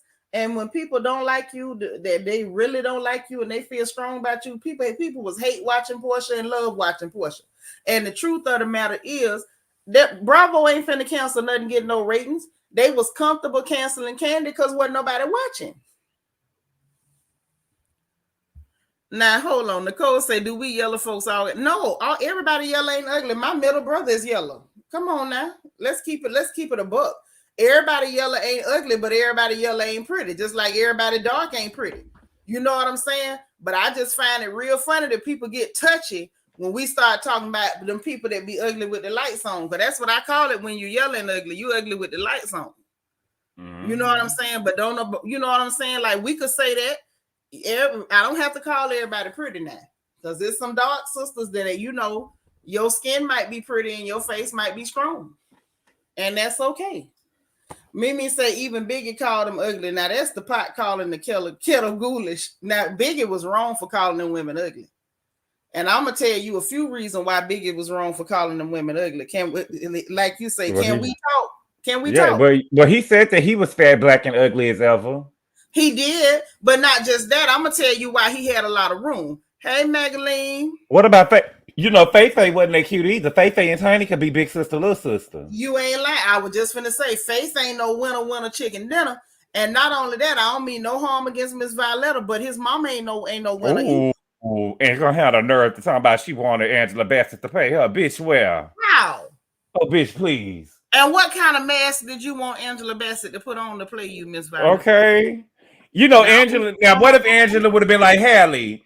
You know, what if Angela would have been like Hallie and been like, baby, I can't play no Aretha. There you go. And I'm glad, I can't play no Aretha. I can't play. I'm not playing Riri. I'm glad that Halle Berry would have had the sense to know she couldn't play Aretha Franklin. Unlike Zoe Saldana was stupid enough to think she could play Nina Simone. Well, you know, they say she Afro-Latina. They say she Afro-Latina, so I guess she was getting the Afro. But this is the problem. She wasn't saying Afro-Latina till she wanted to do that movie. Because all before it was I'm not black. Then just when she wanted to do that movie, she became Afro-Latina, put on blackface and a fake nose. That's just like Evelyn all of a sudden became Afro-Latina when OG got on her ass. Right, when OG called her out by saying nigga this, nigga that, nigga. Then all of a sudden, she became I'm Afro-Latina. And I don't understand, what is that when they do that to a word? Because I don't speak Espanol. When they go, is because we say Latina, and she said Latina. What is that? I don't know, child. They just be trying to put a little extra on it. Okay. I'm extra. I'm Afro-Latina, and you don't like it. You don't like it, girl. You ain't never been Afro-Latina. That was the thing, because I'm like, you ain't never said that. And then once you got called out for your slurs, you magically became Afro-Latina. Now, before she said, I'm not black, I'm Puerto Rico. And I heard her say that. So now why did it magically become, I don't like the magical. Don't be magically delicious. Because she want to be able to fit in, like I said. Within the 90s and the late 90s, early 2000s, black people have became the culture. Right? So now every time you got everybody that's trying to relate to blackness. You know what I'm saying? And so she wanted to be able to talk like us. She wanted to be able to talk like us and do what we do what we do. You want to do what I do. She want to do what we do, and she want to talk like us or whatever. But you're not us. And this is the thing. It's very insulting. So it's like when people were still making mockery of black people. I ain't black. And once blackness became trendy, I don't even know who the hell told them that blackness was gonna be trendy. Who asked you to make our blackness a trend? Because I was born like this. I didn't buy it at a store. I didn't fill out an application and try to qualify for it. I didn't try to get grandfathered into it. My grandfather was black. That's how I got in it. You didn't pledge? I didn't pledge to be black. I didn't cross the burning sands to become black. There was no initiation for black. And you didn't have to sleep with you didn't have to sleep with no black man to be black either. Yeah, I didn't have to sleep with a black man. I didn't have to guzzle anything to fake it. Yeah. You all of a sudden Afro-Latina, but we seen your mama. Girl. Right. Well, yeah, Fat Joe is using it. And some of us called him out. And then we had black men sit up and tell us that we ain't had no business saying nothing and there wasn't nothing wrong with it. As per usual. Wash, rinse, repeat. Yeah, they ain't ready for that conversation. They ain't ready for the conversation that our blackness is not a trend. This is actually who we are. Born into this. Say, can we talk? New York Ninjas got the game effed up, letting Latinos feel like they are part of the culture. They wanted all the gains, but none of the struggle. That's the point. That's the Texas too. I remember I was it's just a lot of people don't call it. Like, we can't never stand on anything together, which is why it's a miscommunication, just like the stuff with the Jewish community, right? Yeah. So I remember when the whole thing happened with Joe Rogan earlier this year, and I was arguing with somebody on Twitter saying it wasn't that big of a deal. He can use the N-word. A black person was telling me this. That's you know what I'm saying? I mean, it wasn't that big of a deal. You gonna give him an okay, but other people saying that it's okay. You know what I'm saying? You feel like it's okay, then that's fine, right? But you shouldn't tell other people that they shouldn't be offended by him using the word. And see, this is the problem. Geneva is right. Texas blacks too. They do. Baby, I'm from Texas, and it's true. They think they blacker than us. Every word out they wall, they call each other nigga. They do, and it's weird. But I met one lady, and I really like her. I'm still cool with her now. She Mexican or whatever. And I had to check her because there was a sister that was there who wasn't saying nothing. And she told me, I'm going home to my nigga. I was like, excuse you? Well, I mean, that's just how I talk. And, you know, the black girl, she was there. She from Quincy, Florida. That's why I always say black folk from the panhandle and the up top Florida, that must be South Georgia or something. They not real Florida because I had a problem. I was like, ma'am, listen, you can't say that in front of me. You cool or whatever, but if you want to stay cool, don't say that in front of me. I'm offended. And she was like, well, I be saying that in front. I almost said the girl name. And she all right with it. I say, I'm not her. She ain't me. Don't do that in front of me. Because we're not going to like each other. And so, you know, we got to understand it, and it was all respect. But it was the fact that we had that misunderstanding because, like y'all say, a lot of these black folks here in Texas, they be playing the game and letting them, you know, say stuff that's offensive. Because they so happy to be cool with somebody that ain't black. And it's weird. Like, if you want to be my friend and you not black, that's cool. Respect who I am. I'm going to respect who you are. You don't want me using no slurs pertaining to your folks, don't use no slurs pertaining to my folks, and we can be cool. You know what I'm saying? Y'all be cooking some stuff that's the bomb. If your house clean, bring me some clean stuff from your house. I'm bringing you some clean food from my house. We can exchange recipes and everything. But it's the disrespect that I'm not finna handle. That's what I can't do. That right there don't work for me. Yeah, North Florida is very much South Georgia. They too lax. Too lax. Okay, Mimi says she from the panhandle and I'm real. I don't play that. Well, shout out to you, Mimi, and I appreciate you for keeping it real because I done met a few of them girls from up top that don't be, you know, they don't be all the way down like that. Say, I'm always offended. Never do that in front of me. Yeah, I don't like it. Yeah, we gotta believe Mimi because Mimi done showed us too much that she too real. Mimi too real. Yeah, that ain't it. So hold on. Did you see that they said in that YSL case with Young Thug and them that they talking about they gonna bring 300 witnesses? What these witnesses gonna say? You think this some girl? But girl, that's more than OJ. Them more witnesses than it was in the OJ Nicole trial. That's what I said. 300 witnesses. This sounds like a scripture or something. Who gonna be on the jury?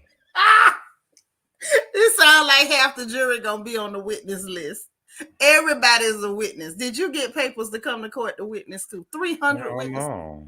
Hell no. Not I guilty want to know already. Who the 300 is. Unless they kill somebody, not guilty. Yeah, that's how I feel. Not guilty. Not guilty. Because did you see what they were saying that Young Thug and them was filing? His lawyer was filing to have the case dismissed on him because they say that they illegally went and got the information from the rental car company. Yeah, the evidence was tainted. So I want to see how this go. Hell, even if they convict him, if they did that, all he gonna do is get out on appeal. Evolution say we need to stop praising them when they get in the circle and they can dance and sing like us. And here's the thing, they can never dance and sing like us. But what I noticed with black folks, we'll praise some mediocrity if it got some license. If it's pale, then we gonna praise it. They'll get half the dance steps wrong, be all stiff and strange looking like Gumby. And we'll be like, oh, look at her. She ate. He can come to the cookout. I'll be like, oh my God, save me from the clownery. Lala say, I chin-checked the Italian girl that thought she could get away with it. That heifer thought wrong. She found out.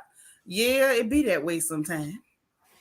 You got some people that think that it ain't that. You know what I'm saying? Like the Jewish community as a whole, if some people are offended by it, the ones who are not offended, they're not going to open their mouth. They just going to let the people who are offended, handle what's going on, right? Yep. But with us, we always want to talk. Yep. We always want to talk. You know what I'm saying? And this is the thing, though. I don't remember when Joe Rogan had got caught saying the N-word. I don't remember having him. Said it. He said it. Oh, I know he said it. He said it more than one time. He said it about 36 times. But I don't remember him have to go into no sensitivity training. No, I don't remember him having to take no slave classes. You know what I'm saying? I don't remember him going to no African American museums or none of that. No. You know what I'm saying? So for them to try to do that with KYrie, to me, is just... And for us to have people that are in the NBA to not or played in NBA to not just be like, no, this is too much. Now they want to say they was doing too much when Louis Farrakhan came out. Yes, but that was a when whole the different minister came tune. out and spoke on it, then all of a sudden, well, yeah, like Shannon Sharp. And I've been told y'all, I don't do Shannon. Shannon Sharp be right from And time to time. LeBron. And oh my God. And Jalen. And Jalen. Mr. I do more for the black community at 9 a.m. The Lord have mercy. Than most people do all their life. What do you do exactly, Jalen? Nothing but scratch his musky balls. And here's the thing. When it came to Shannon Sharp, when he came out talking about y'all doing too much, trying to sound righteous, ain't nothing righteous about you, you clown. You can't talk black and sleep white. Come on now. Stop it. You clown. You raccoon. Talking about KYrie, what KYrie said was wrong. But this is too much. First of all, KYrie ain't said nothing wrong. KYrie gave y'all the apology you wanted. He said, I'm sorry if anybody got hurt. I don't have nothing against anybody. What the hell do you mean that KYrie, what KYrie said was wrong? There was absolutely nothing wrong in anything that KYrie said. KYrie said nothing. Y'all literally was mad with him for sharing a video, a movie. And the only reason you was mad about that movie being shared is because you don't want black folks to realize they're Hebrews. Now that's what this is really about. Mm-hmm. You offended. You feel attacked. The last thing you want is black folks demanding what belonged to them. That's what you're mad about. He didn't say nothing. He said nothing. He said, how can I be anti-Semitic when I know who I am? He's letting you know I can't be anti-me. I could never be anti-me. And y'all was upset at that and you wanted him to be quiet. But at the end of the day, baby, like Candace Owens said, baby, y'all wasn't there. Y'all wasn't there. None of us was there to say who is who and what is what. You know what I'm saying? So bingo. Who are y'all? Who, you know what I'm saying? No, I get personally offended because to me, in my opinion, it ain't a group of people that have been through anything more than what we have been through. You know, and everybody try to look. Never. They can't hold a candle to it. But what's so hilarious to me is that they'll have the nerve to try to get into this weird oppression Olympics. Like, see, we suffered more than you on what day? On what day? And even if you want to say that, okay, cool, if that's how you feel, we can't tell you how to feel. But the truth of the matter is simply this. We didn't have a hand in nothing that happened to you. As a matter of fact, a lot of them soldiers that fought in World War II to come help your funky behinds was black folks that came right back home to face discrimination from more people who look just like you. But you sure had a hand in what happened to us. When we gonna talk about that? You had a hand in the transatlantic slave trade. You had a hand in that. You can't point to one black person. You can't point to one black looking person that had a hand in nothing that happened to you. But we can show point to you. Y'all had a hand in what happened to us. Y'all was financing a lot of it. Now, come on. But then you got LeBron after he done jumped up talking crap about, see, he hurt people with his words. What then you flip around how they doing too much. What did he say? What did he say with his words? Did y'all actually, and this is the thing with me, I'm not going to speak on anything that, like, if the media, like if those people, because I'm pretty sure I'm not trying to give LeBron no excuses or nothing, you know what I'm saying? But with a person with his influence, you know what I'm saying, who he is, I would have been like, oh, well, I have to listen to see what he said before I could come in and say that he did anything wrong. That just would have been my answer. I got to look and see what he did and investigate it myself to see what he did before I speak out against somebody, well, especially another black person. But you know he ain't gonna do that because he ain't righteous. Thank you for the cash app, not your twins, mama. Appreciate that. Say exactly. And people want to cherry pick when it comes to outrage. Yeah, they get mad with that. They get mad when Master tell them to be mad. Even say clear people practicing Judaism have too much to say. That's not your race. That's your religion. Well, when it's true now. Dana Brown. Evolution say we can't hide our blackness.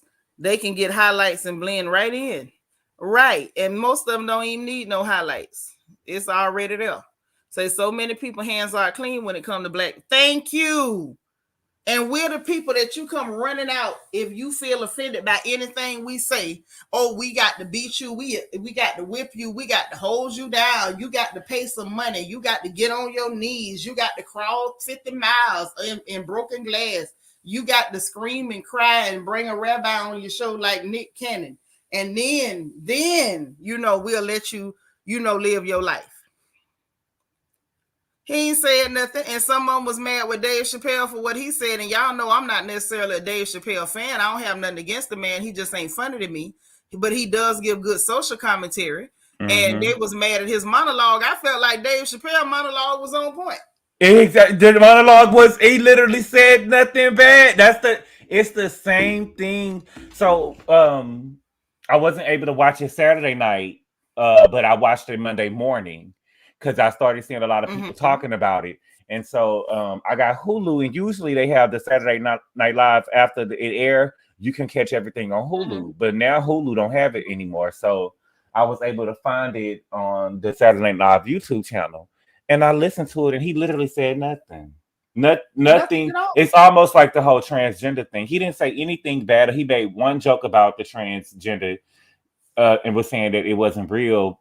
It wasn't real cool. It was beyond poo. And that is a joke right there, point blank. And it's not a look.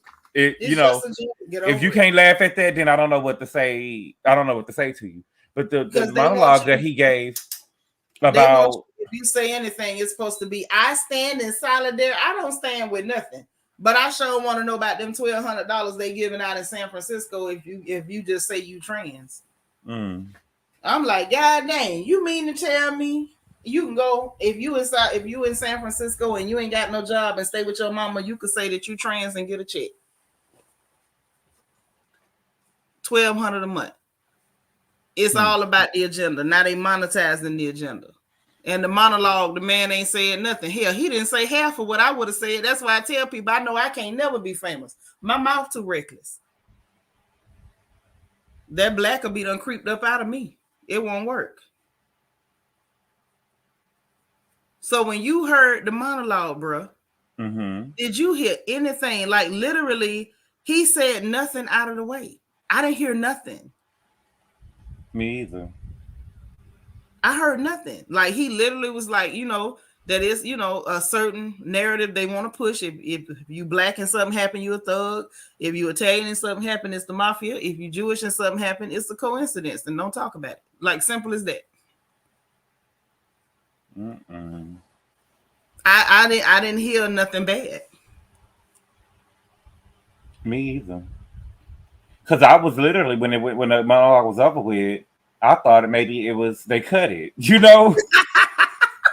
I was like, this is it, because I listened to it when I got out the shower. I was putting on some coconut oil, and so I was doing the coconut oil routine or whatever, and it had went off in the middle of me doing the coconut oil. I was like, oh, that's it? All right. And everybody got commentary over it. And what happened was the people in the Jewish community was, and this is the talking point that Shannon Sharpton was trying to use. Quit telling people when they should be offended. If they offended, and you should apologize. No, we're not. No. I'm not apologizing to you because you say you offended. You saying you offended, that's not enough. If I know I didn't do nothing to you, what you can do, you can kiss this fat meat behind me. You can do that. You can kiss this fat meat. I'm not finna sit up there and apologize. Well, Seanitra, you hurt my feelings because you didn't say we were the greatest. I'm not apologizing for that. How? And poor little KYrie, he's so mild-mannered and calm and reserved. He ain't saying nothing. He's well-spoken. And well-spoken. And I think that's what's irritating them, is that he doesn't sound ignorant. He's not a LeBron. He's not a Herschel Walker. He can actually put sentences together that are coherent and make sense. So now let's get it. And I'm can I tell you something else that be getting on my nerves with this whole thing? Why are people trying to lump Kanye into this situation with KYrie? Why? If you hear people talk about it, you hear people say, because I think that we can argue that Kanye kind of did do something, Kanye kind of did do something, but KYrie did nothing. Right. And so they want to say Kanye and KYrie so they can say, both of them, right? Mm-hmm. Just put them both in there. Right. And the minister did that too. And y'all know I love Minister Farrakhan. I love that man to death. I love him to death. I love him to life. Let me say that. Let him not die no time soon.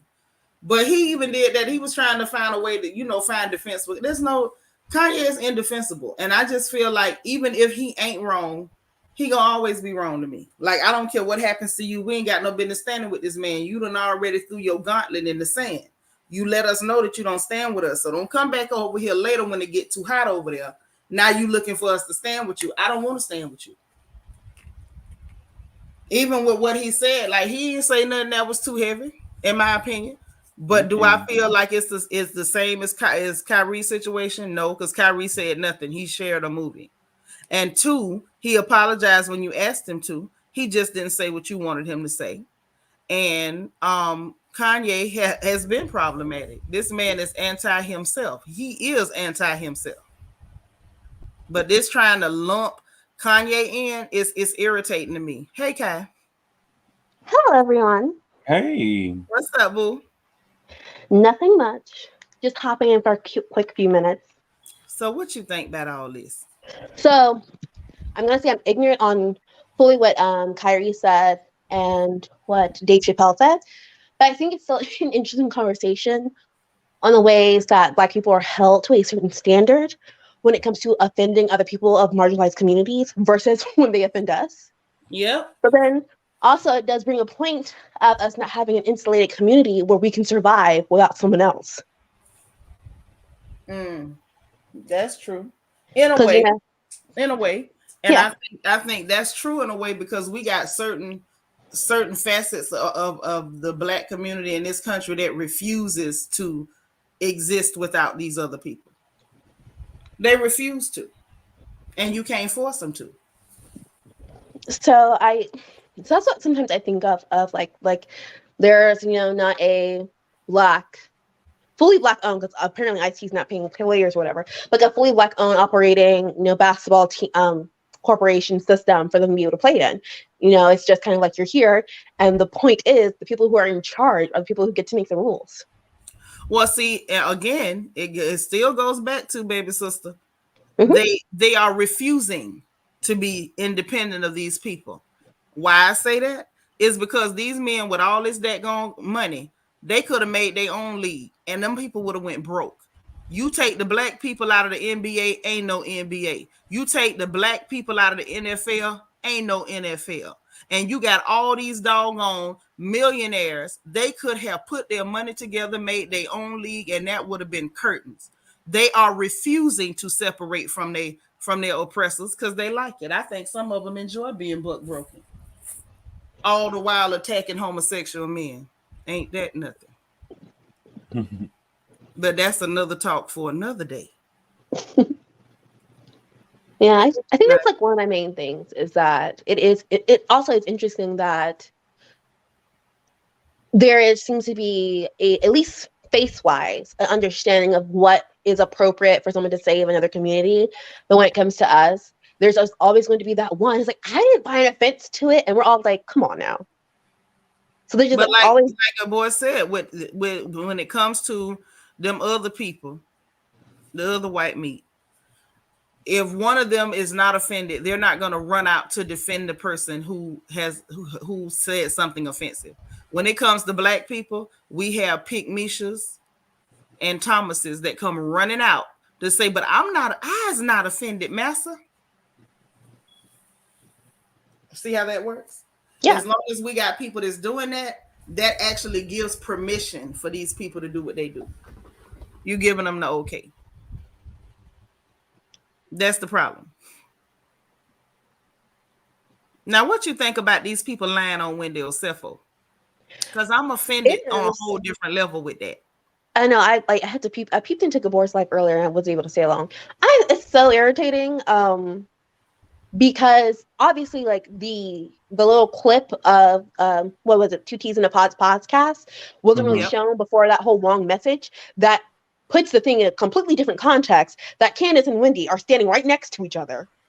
And those people are asking them questions. And Candace says, they're asking me all these crazy questions. Not Candace like actually saying this directly, nor was Wendy nowhere involved in that conversation. And both of them were confused about why this was being talked about. It is irritating because I feel like I wouldn't put it past any of one of those other women to put something to, for me, soften the blow that's about to go on. And I also think that some people were, which I don't know about the Mexico trips. Obviously, it seems to be happening, but I'm surprised that also was kept on lockdown for so long. And I think it makes me even more suspicious about it because I think, again, the 2 teas in a pod thing, I'll keep that separate. It's just like the long message that came out of nowhere that had it in a different context. It makes me feel like they weren't really sure how the audience was going to perceive the beginning half of the season. And since it's not going that well and this episode's about to come up, then like, let's go ahead and talk about this as if Candace and Wendy were literally not having that conversation at that podcast together. Right. But why? My question is, why are they asking? So from what Candace was saying, they was asking her in her interview, like in her confessionals, about Wendy and Mia. But Wendy is totally oblivious to them asking. So is they trying to just throw this out there without Wendy knowing about it? And she can't say nothing about it until the reunion? You know what I'm saying? It's like they about to blindside her with this story. And of course, you're going to have Giselle and Robin saying, oh, yeah, they did it. Just like all of a sudden, if you noticed in this last episode, because Giselle tried to act like she never heard nothing about Michael sucking dick. Yep. Right? She was like, oh, I never heard nothing like that. Yeah, you probably didn't hear about him paying a man. But you know you heard about it. But you heard about him sucking on their face. Her face and Karen's face. Soon as Candace dropped that bomb, Karen went to looking crazy like, let's go. And Giselle was over there looking like a constipated rooster. Both of them, deer in the headlights. They knew they had heard that before. But she didn't want to do anything to validate Candace's story, right? No. She didn't want to say anything to validate the story, so she tried to say, "Oh no, I never heard that before." But if he looked like one, it may be true. But why are you saying that? Because she can't help herself. Be nasty. Yeah, she can't help herself. You know that's her nature. She's a nasty one. She cannot help herself. She gonna do it if it kill her. She gonna do it if it kill her. But I like the fact that Wendy, like, literally let it be known, like, y'all want this to be this so bad, and it's not that. This ain't what it is. Y'all want it to be that. Sorry to disappoint you. You saw her tweet, right, Gabor? Who?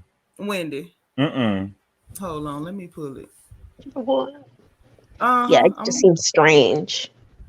Yeah, and the thing is, I looked at it. I said, "All right, Wendy, talk up for yourself, girl. Go off," because apparently they done decided they gonna lie on you regardless. So you may as well talk up for yourself. Please talk for yourself, because these classless hooligans, they don't mind lying on you. Here you go. Hold on, y'all.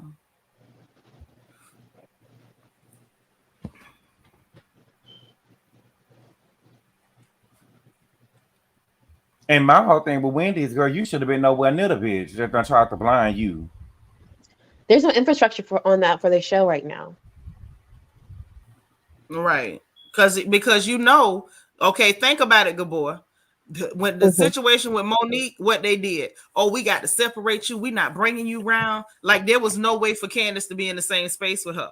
Mia attacked her with a drink and then with her purse, and in public at a restaurant during taping on film, and they still got Mia on every trip. So what opportunity does she have to be completely separate from her unless she's gonna say, I'm not gonna film and I'm gonna cut my own checks? You know what I'm saying?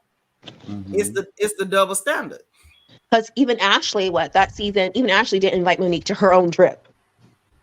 Right, because she didn't want to upset nobody. So that's what I'm saying. Like, there's no infrastructure for her to do that right now.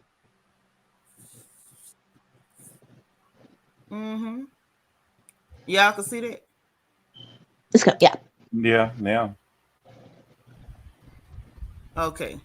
You know, it's taking a minute. I don't know why everything's sticking today. But yeah, she said, y'all want this to be Girls Gone Wild so bad. I don't know what's worse, the people who make up these fake stories or the people who believe it.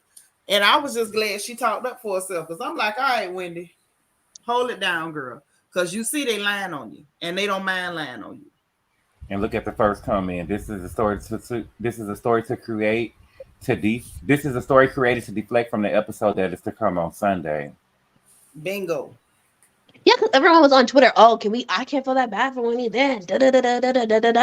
I'm just like, and because that message was out there before the actual audio of what was said. Yep. That's why they did it like that, to make that girl look sleazy. And that's what they do to black women. Like, you got a leg to stand on. You have a right to feel how you feel. You're highlighting our abuses towards you. We need to diminish your character. And that's what they trying to do to this girl. Like, I'm like, all right, Bravo, keep playing. Keep playing. This lady is a whole professor at Johns Hopkins, political commentator. And you gonna put this type of stuff out about her, saying that the baby say what happened. They're saying they put out a nasty story saying that Wendy was kissing and having a lesbian encounter with Mia. If we can even call that lesbianism, because I'm still not sure that that's a woman. I can't swear to it. That might have been a hetero encounter. They might be just trying to say she cheated on Eddie with this dude, but I just don't believe it. And they ought to be ashamed of themselves. And also, I find it so interesting because it's Mia, and I'm just like, it's just so scuzzy. Like, she came on, and it's been extra scuzzy since. We already had Football Head. Well, you got to look at Andy Cohen has made it his business to try to dirty up the black girls on Bravo. They did it over on Atlanta, especially once Nene moved out the way, because it was some stuff Lanithia Monique Leakes was not finna do. And once Nene was gone, what they had them doing, running around topless and Cynthia popping her titties out and all this old weird, gross stuff and pretending to be lesbians and all that. Okay. And then they brought Mia on the show, the stripper who lied about her age. She 37, 13, 36, 35, 39. And she bragging about that G was married and he crashed their girls' trip so they could hunch on the beach. And people was watching. Like they're trying to sleaze up the black women shows. And I think they're doing it because they see that a lot of these clear women on these shows looking a little sleazy. So it was like, okay, we need to dirty up these black girls because it's sending a message that we don't want to send. And then to top it all off, then you got people like Wendy that came on kissing their behinds. And I guess they feel like this was a bait and switch. You were supposed to come in here and you were supposed to mammy it up and keep kissing their behinds and act like Sharice, downplay yourself, look a mess. So they look better. I guess Bubby had to rock. But so they look better. And then now you done, found your voice and you see that we're making you look like an idiot. And how dare you be proud of yourself and showcase your accomplishments and your abilities. And that's what I think we're looking at. That's my opinion. And then the fact that she's being abused and the public has made an outcry. Now all of a sudden, now we need to diminish her character. We need to bring her down a notch or two. That's what I think. I'm sorry, but that's what I think. I mean, that's what I think too. Because I feel like people kind of forget what like Potomac was supposed to be about. Because it was not a Housewives show, it was a Jack and Jill show, and Jack and Jill said absolutely not. And that's what happened. That's what happened. It was a Jack and Jill show, and they said absolutely freaking not. The same way that like there was a sorority show about like some AKAs and deltas, and they said absolutely not. And apparently after the women were on the show, they came to Founders Day and they all got dismissed. So to me, Potomac was supposed to be, Jack. It was etiquette, high society, and all that kind of stuff with some interesting characters. And I think Wendy, partially Monique, and then when Candace and Wendy were supposed to be the return of that, but still in a housewife format. Monique married to what is their name now? Because I don't want to say the wrong name. The DC football team. Chris is a Hall of Famer there. You have Candace having 4 doctor parents in the military and all kinds of stuff, having their own practices and all these businesses, and the actual pageant girl, because not just one pageant like Miss Ashley, an actual pageant girl. And you have Wendy, PhD, being able to like tell an immigrant story, a Black person telling an immigrant story, husband, MBA, lawyer, professor assistant at Johns Hopkins, working her way up there, political commentating here and across the pond. Like those are the kind of women that they wanted for Potomac in the beginning. Yeah, I think so. I can definitely agree with that. I would say I just okay, Nacho Twins mama say the team is the Washington Commanders. Okay, thank you. And baby girl say Giselle was the first one to start dirtying up the show. That's true. Because Giselle is real lowbrow. She's real trashy. And I'm not sure where she gets the trashiness from because her mom and dad don't read trashy. So I don't know where Giselle. I don't know if it's a way to prove her like follow me on this. Is there a way that she thinks Black people are supposed to act? Because I do understand that there is a thing of like, I think her and Robin said like, no, we're Black like y'all or whatever. I'm like, is this her way of trying to like prove it? And this is what she thinks like Black people find entertaining? Because it is very strange that her parents don't read trashy. Yeah, it's very strange. So I'm like, is this a way for you to feel like people can relate to you on the show? I don't know. I don't know because I didn't hear good things about her, but even without her being on the show. I mean, I know. You know what I'm saying? So I feel like that trashiness, she picked it up somewhere. I'm just saying that I don't think she got it from her mom and them. That's what I'm saying. Because her parents do not read trash. You can tell her parents are a mess, but trashy, not so much. Not so much. So that's what I'm saying. Like, I don't know where, if I'm going to be completely honest and fair, I don't know where Giselle gets that from.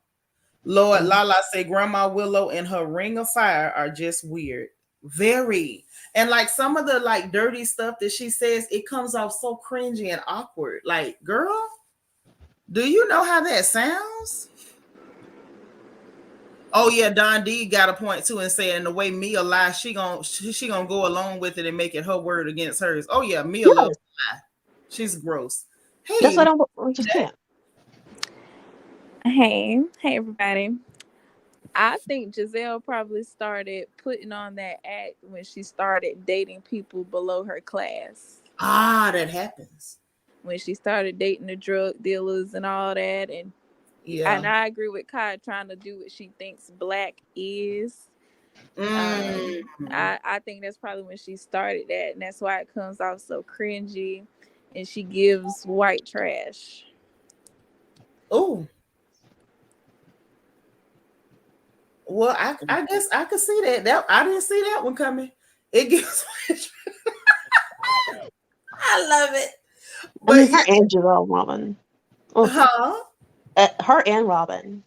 Yeah, I mean, Robin is white trash because she ain't got but a drop of nigga in her. Oh, Jesus! There you go. There you go. There you have it, folks. But what's funny to me though is when it comes to Robin's caricature or her acting out and her putting on her Black performance is the aggression. I'm going to be aggressive and angry and violent, and this is me showing you how Black I am. But I think that's her personality. I think she is that type of person. Yeah, she did say she was wilding out as a teenager. We saw her teenage pictures, and she did look like she could, break a brick with her chin. So she been looking like that for a while. So I don't know. Maybe she has always been a little wild. A little rough around the edges. She seems her most natural when she gets to put on the tough girl act. Ooh, I almost said something that's terribly inappropriate, so I ain't gonna say it.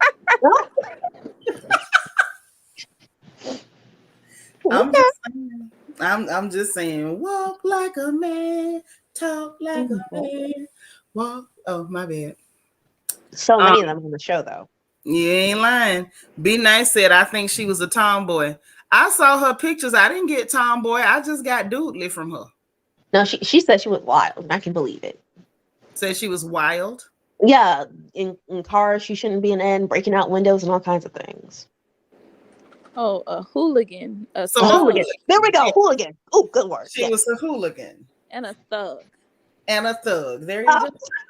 And now she's a hair-headed hooligan because she's running around wearing these terrible hair hats. Her and Sharice. Those pieces. The idea could work, but the execution is terrible. Somebody did that in their kitchen, and it was not a good kitchen because they it looks like I think we talked about it that Sunday when they were showing her at that lawyer's office. Yes. Oh, that big chunky piece by her ear. Yeah, it was all chunky. It's bumpy all through her head, like she had Rice Krispies under there.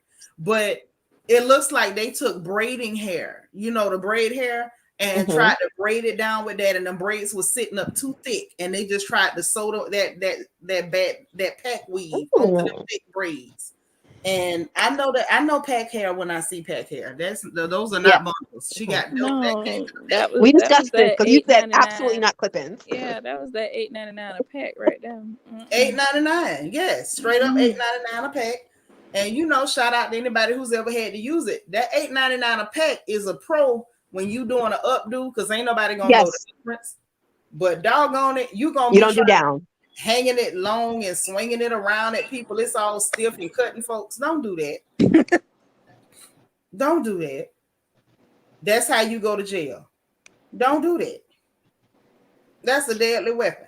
But with Mia, not with Mia, with Wendy, they trying to do the same thing to her they did with Denise. Ain't they do that to Denise Beverly Hills? Geneva, we're talking. Oh Lord, here y'all go. Now tell me what they did to Denise.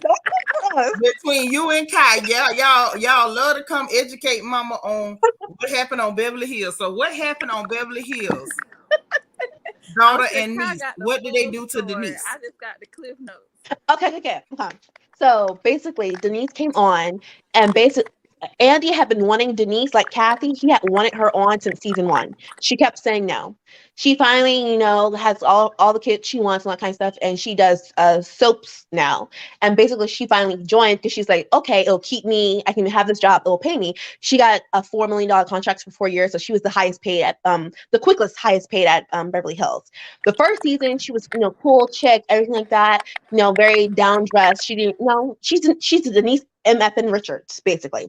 They were all loving her. Then the next season, and she was a bit sexual, she had, her husband, she was a bit sexual. But then the next season, what happened was her and Charlie Sheen were going through this custody battle. And so, and the women knew that. Erica Jane even said Tom, her disbarred husband now, he could help her out because they were in a custody battle. And so Denise, had toned down, trying to, tone it down for the cameras, and she's filming right now, and there's a custody battle going on.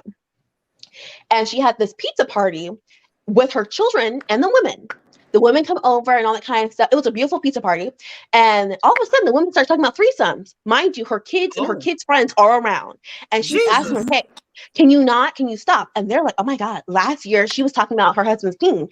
Yes, in an adult conversation with you, the children right here, I think you should know appropriate times. So they were all pissing all this kind of stuff. It became a whole thing for the rest of the season. They're telling her, I bet you her 16-year-old's already doing threesomes and all kinds of stuff. And it was wild. And all of them knew.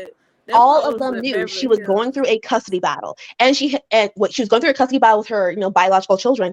And she has how do I say it? A child with special needs. She was adopting her. Okay.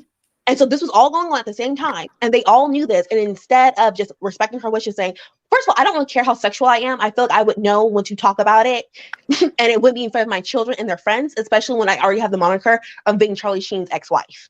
Right. You ain't lying. That's bad enough. That's bad Yeah. enough. And so she told them, she was like, hey, can we not do this? They already have a lot of stigma. I don't want them, their parents are trusting to come over my house. I don't want them to be like, well, Denise, I don't want that to keep going on because her older kid, their friends were there too. And the women were not having it. And they were trying to really just dredge up, talking about how she was, what's the movie that she was in, Wild Child, like the movie that she first came out in. They were trying to go through her movies and talking about how sexual she was in her movies, and she was like, yeah, I did that when I was a teenager. That doesn't mean I should be okay with you having sex conversations around my children. Yeah, right. It was crazy. It got nothing to do with my kids. Hell, this is my kid on the screen. I did a whole lot of crap I bet not never catch my child ever even discussing with anybody. And she grown now. And I still bet not hear she was discussing it with anybody. You know what I'm saying? As mothers, we have that right to say, look, keep that away from my kid.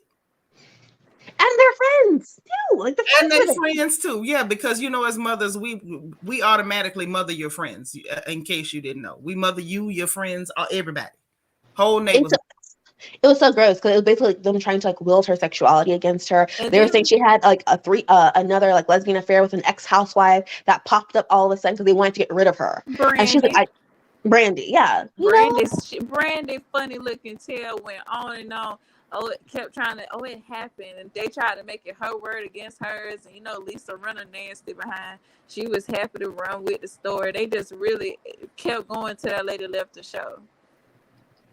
Oh, wow. So this is not Bravo first rodeo with this. If they finna try to do it to Wendy, it wouldn't be their first time. Bravo is nasty.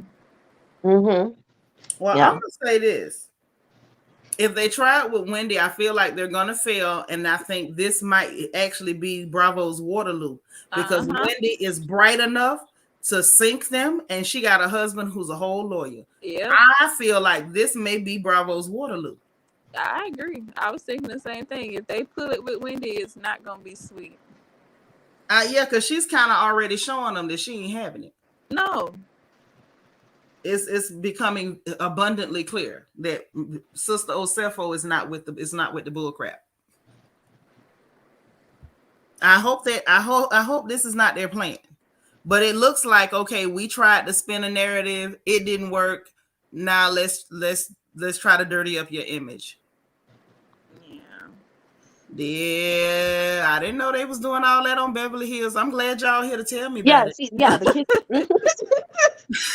It was at a pizza party, and because of that, all of a sudden, Brandy popped up with her story after she asked the people just to respect her kids. That was it. All of a sudden, now the Brandy situation had to pop up. Ugh. Don D said the camera even turned to the kids and showed their reaction to what they heard. Oh my. Good Lord. They was over there doing all that on Beverly Hills. Them heifers at Beverly Hills, not all of them, but the one like Lisa Rinna and Erica and who else. Most of them heifers are so classless. Well, I mean, that's kind of par for the course for them folks now.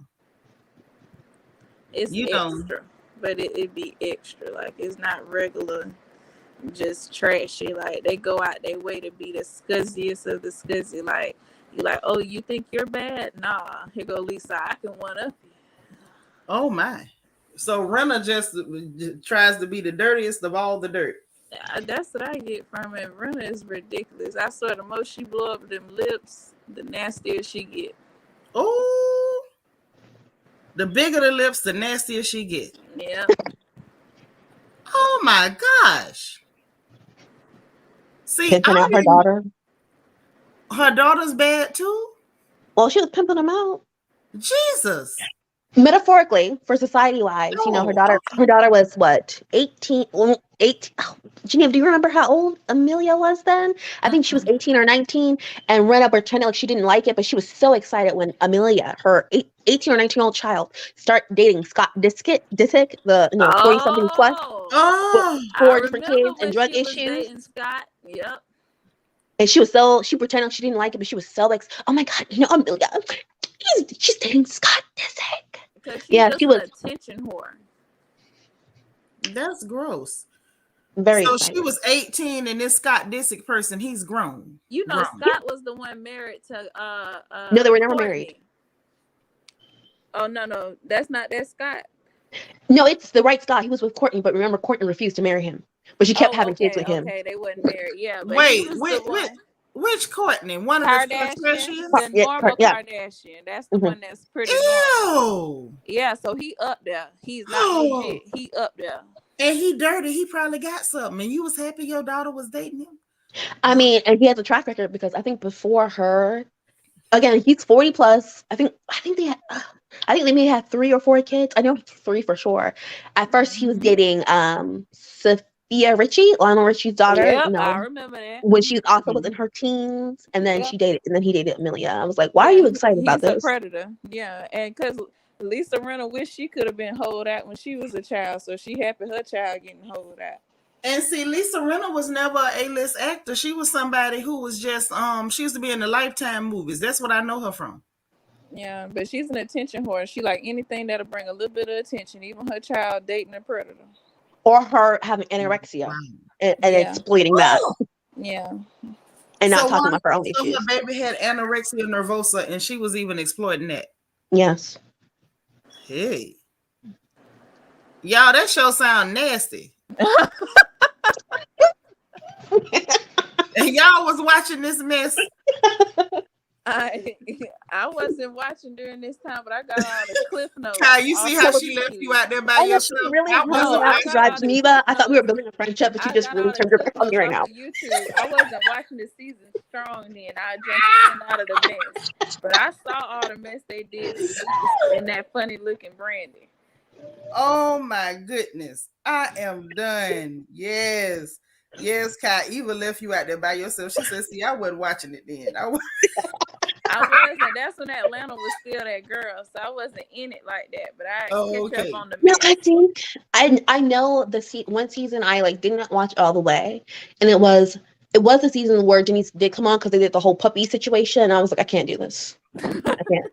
They want to exploit someone giving up a puppy that she should not given up while someone lost their brother to unaliving himself. I was like, this is too much. Oh, that was the I remember something about the puppy Mm-hmm. with Vanderpump, and she was like, why didn't you bring the dog back to me or something?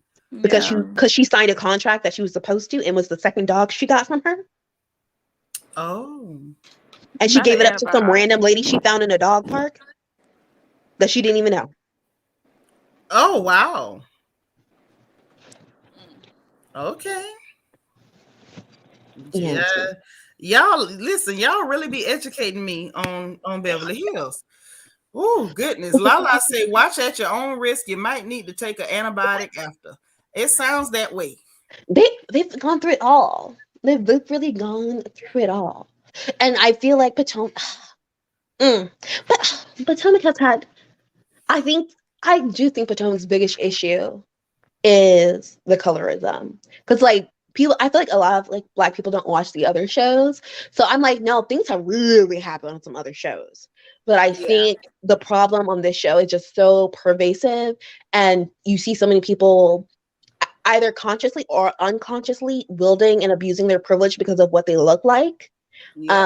And it allows for the audience to also participate in that, and it just gets really gross, especially because I run the YouTube streets, and there was a channel I was on, and I kind of get tired of people saying, "Oh my gosh, it's just a show that bothers you so much. Don't watch it." I'm just like, first of all, I'm a human being. I should be able to watch what I want to watch, and if it's a reality TV show and supposed to be reflecting real life, well, in real life, this would be triggering for the average Black person, especially the average Black woman.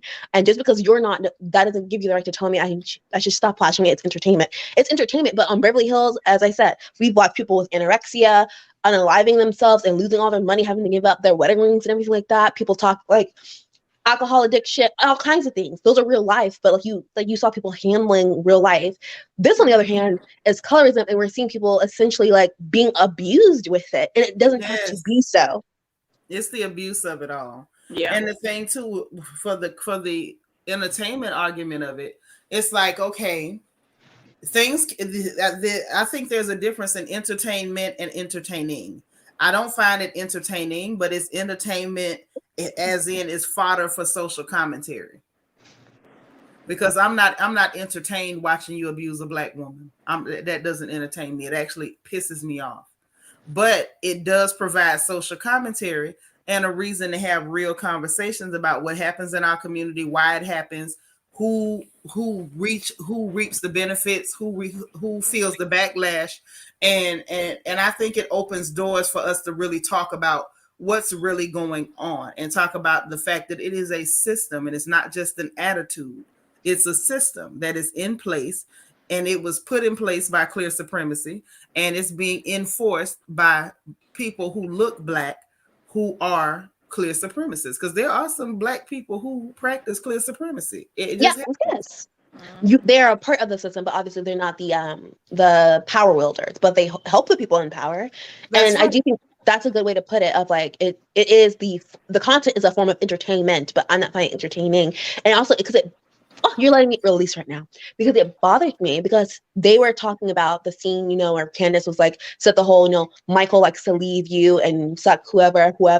And then Ashley was like, the pendulum swings the other way, and then Candace follows up, no, we know the Lord over here.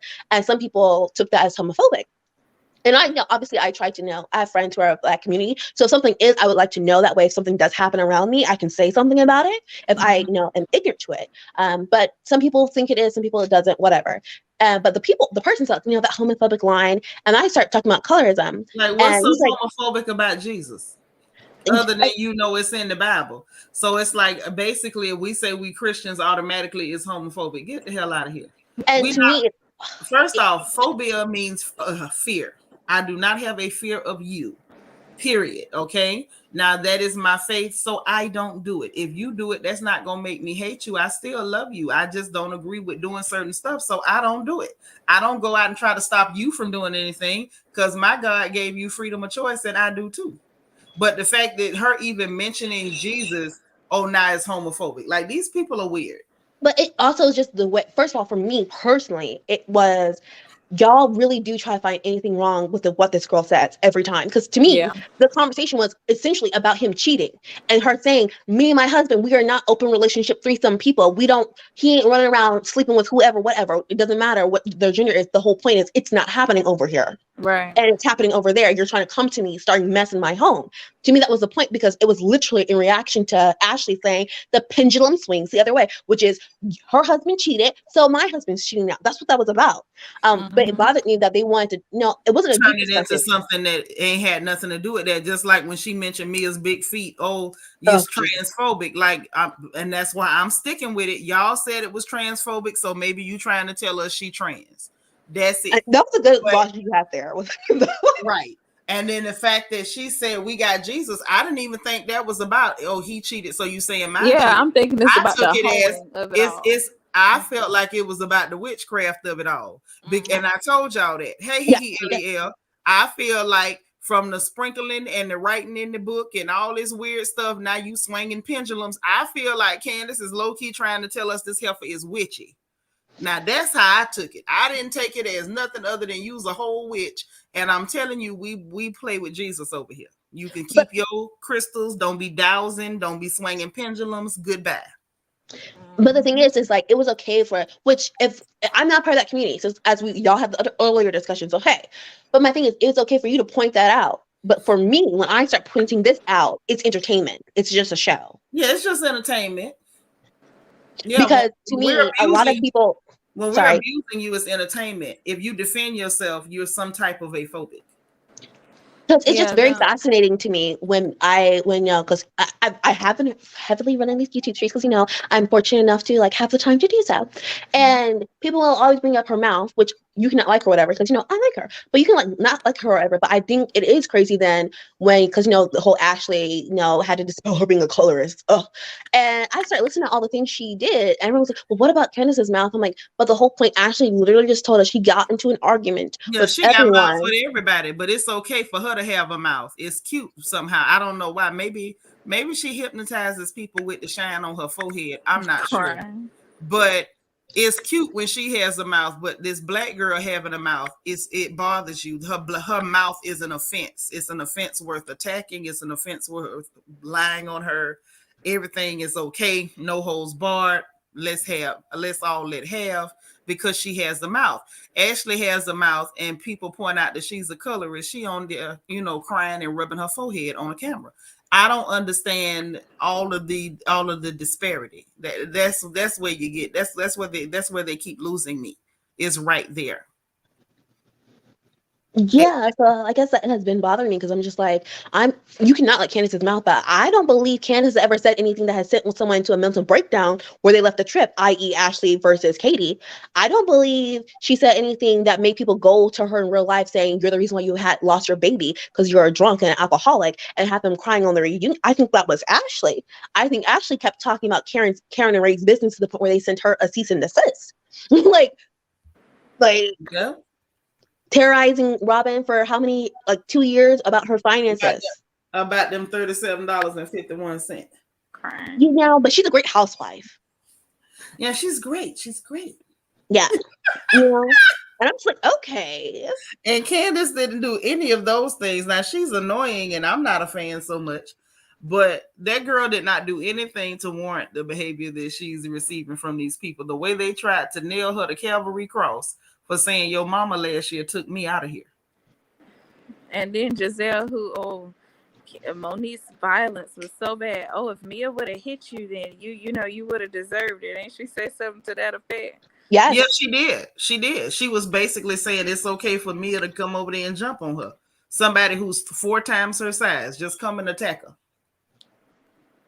So it just, I'm like, especially if you're not of this community, like people within this community already wants to like dispel it.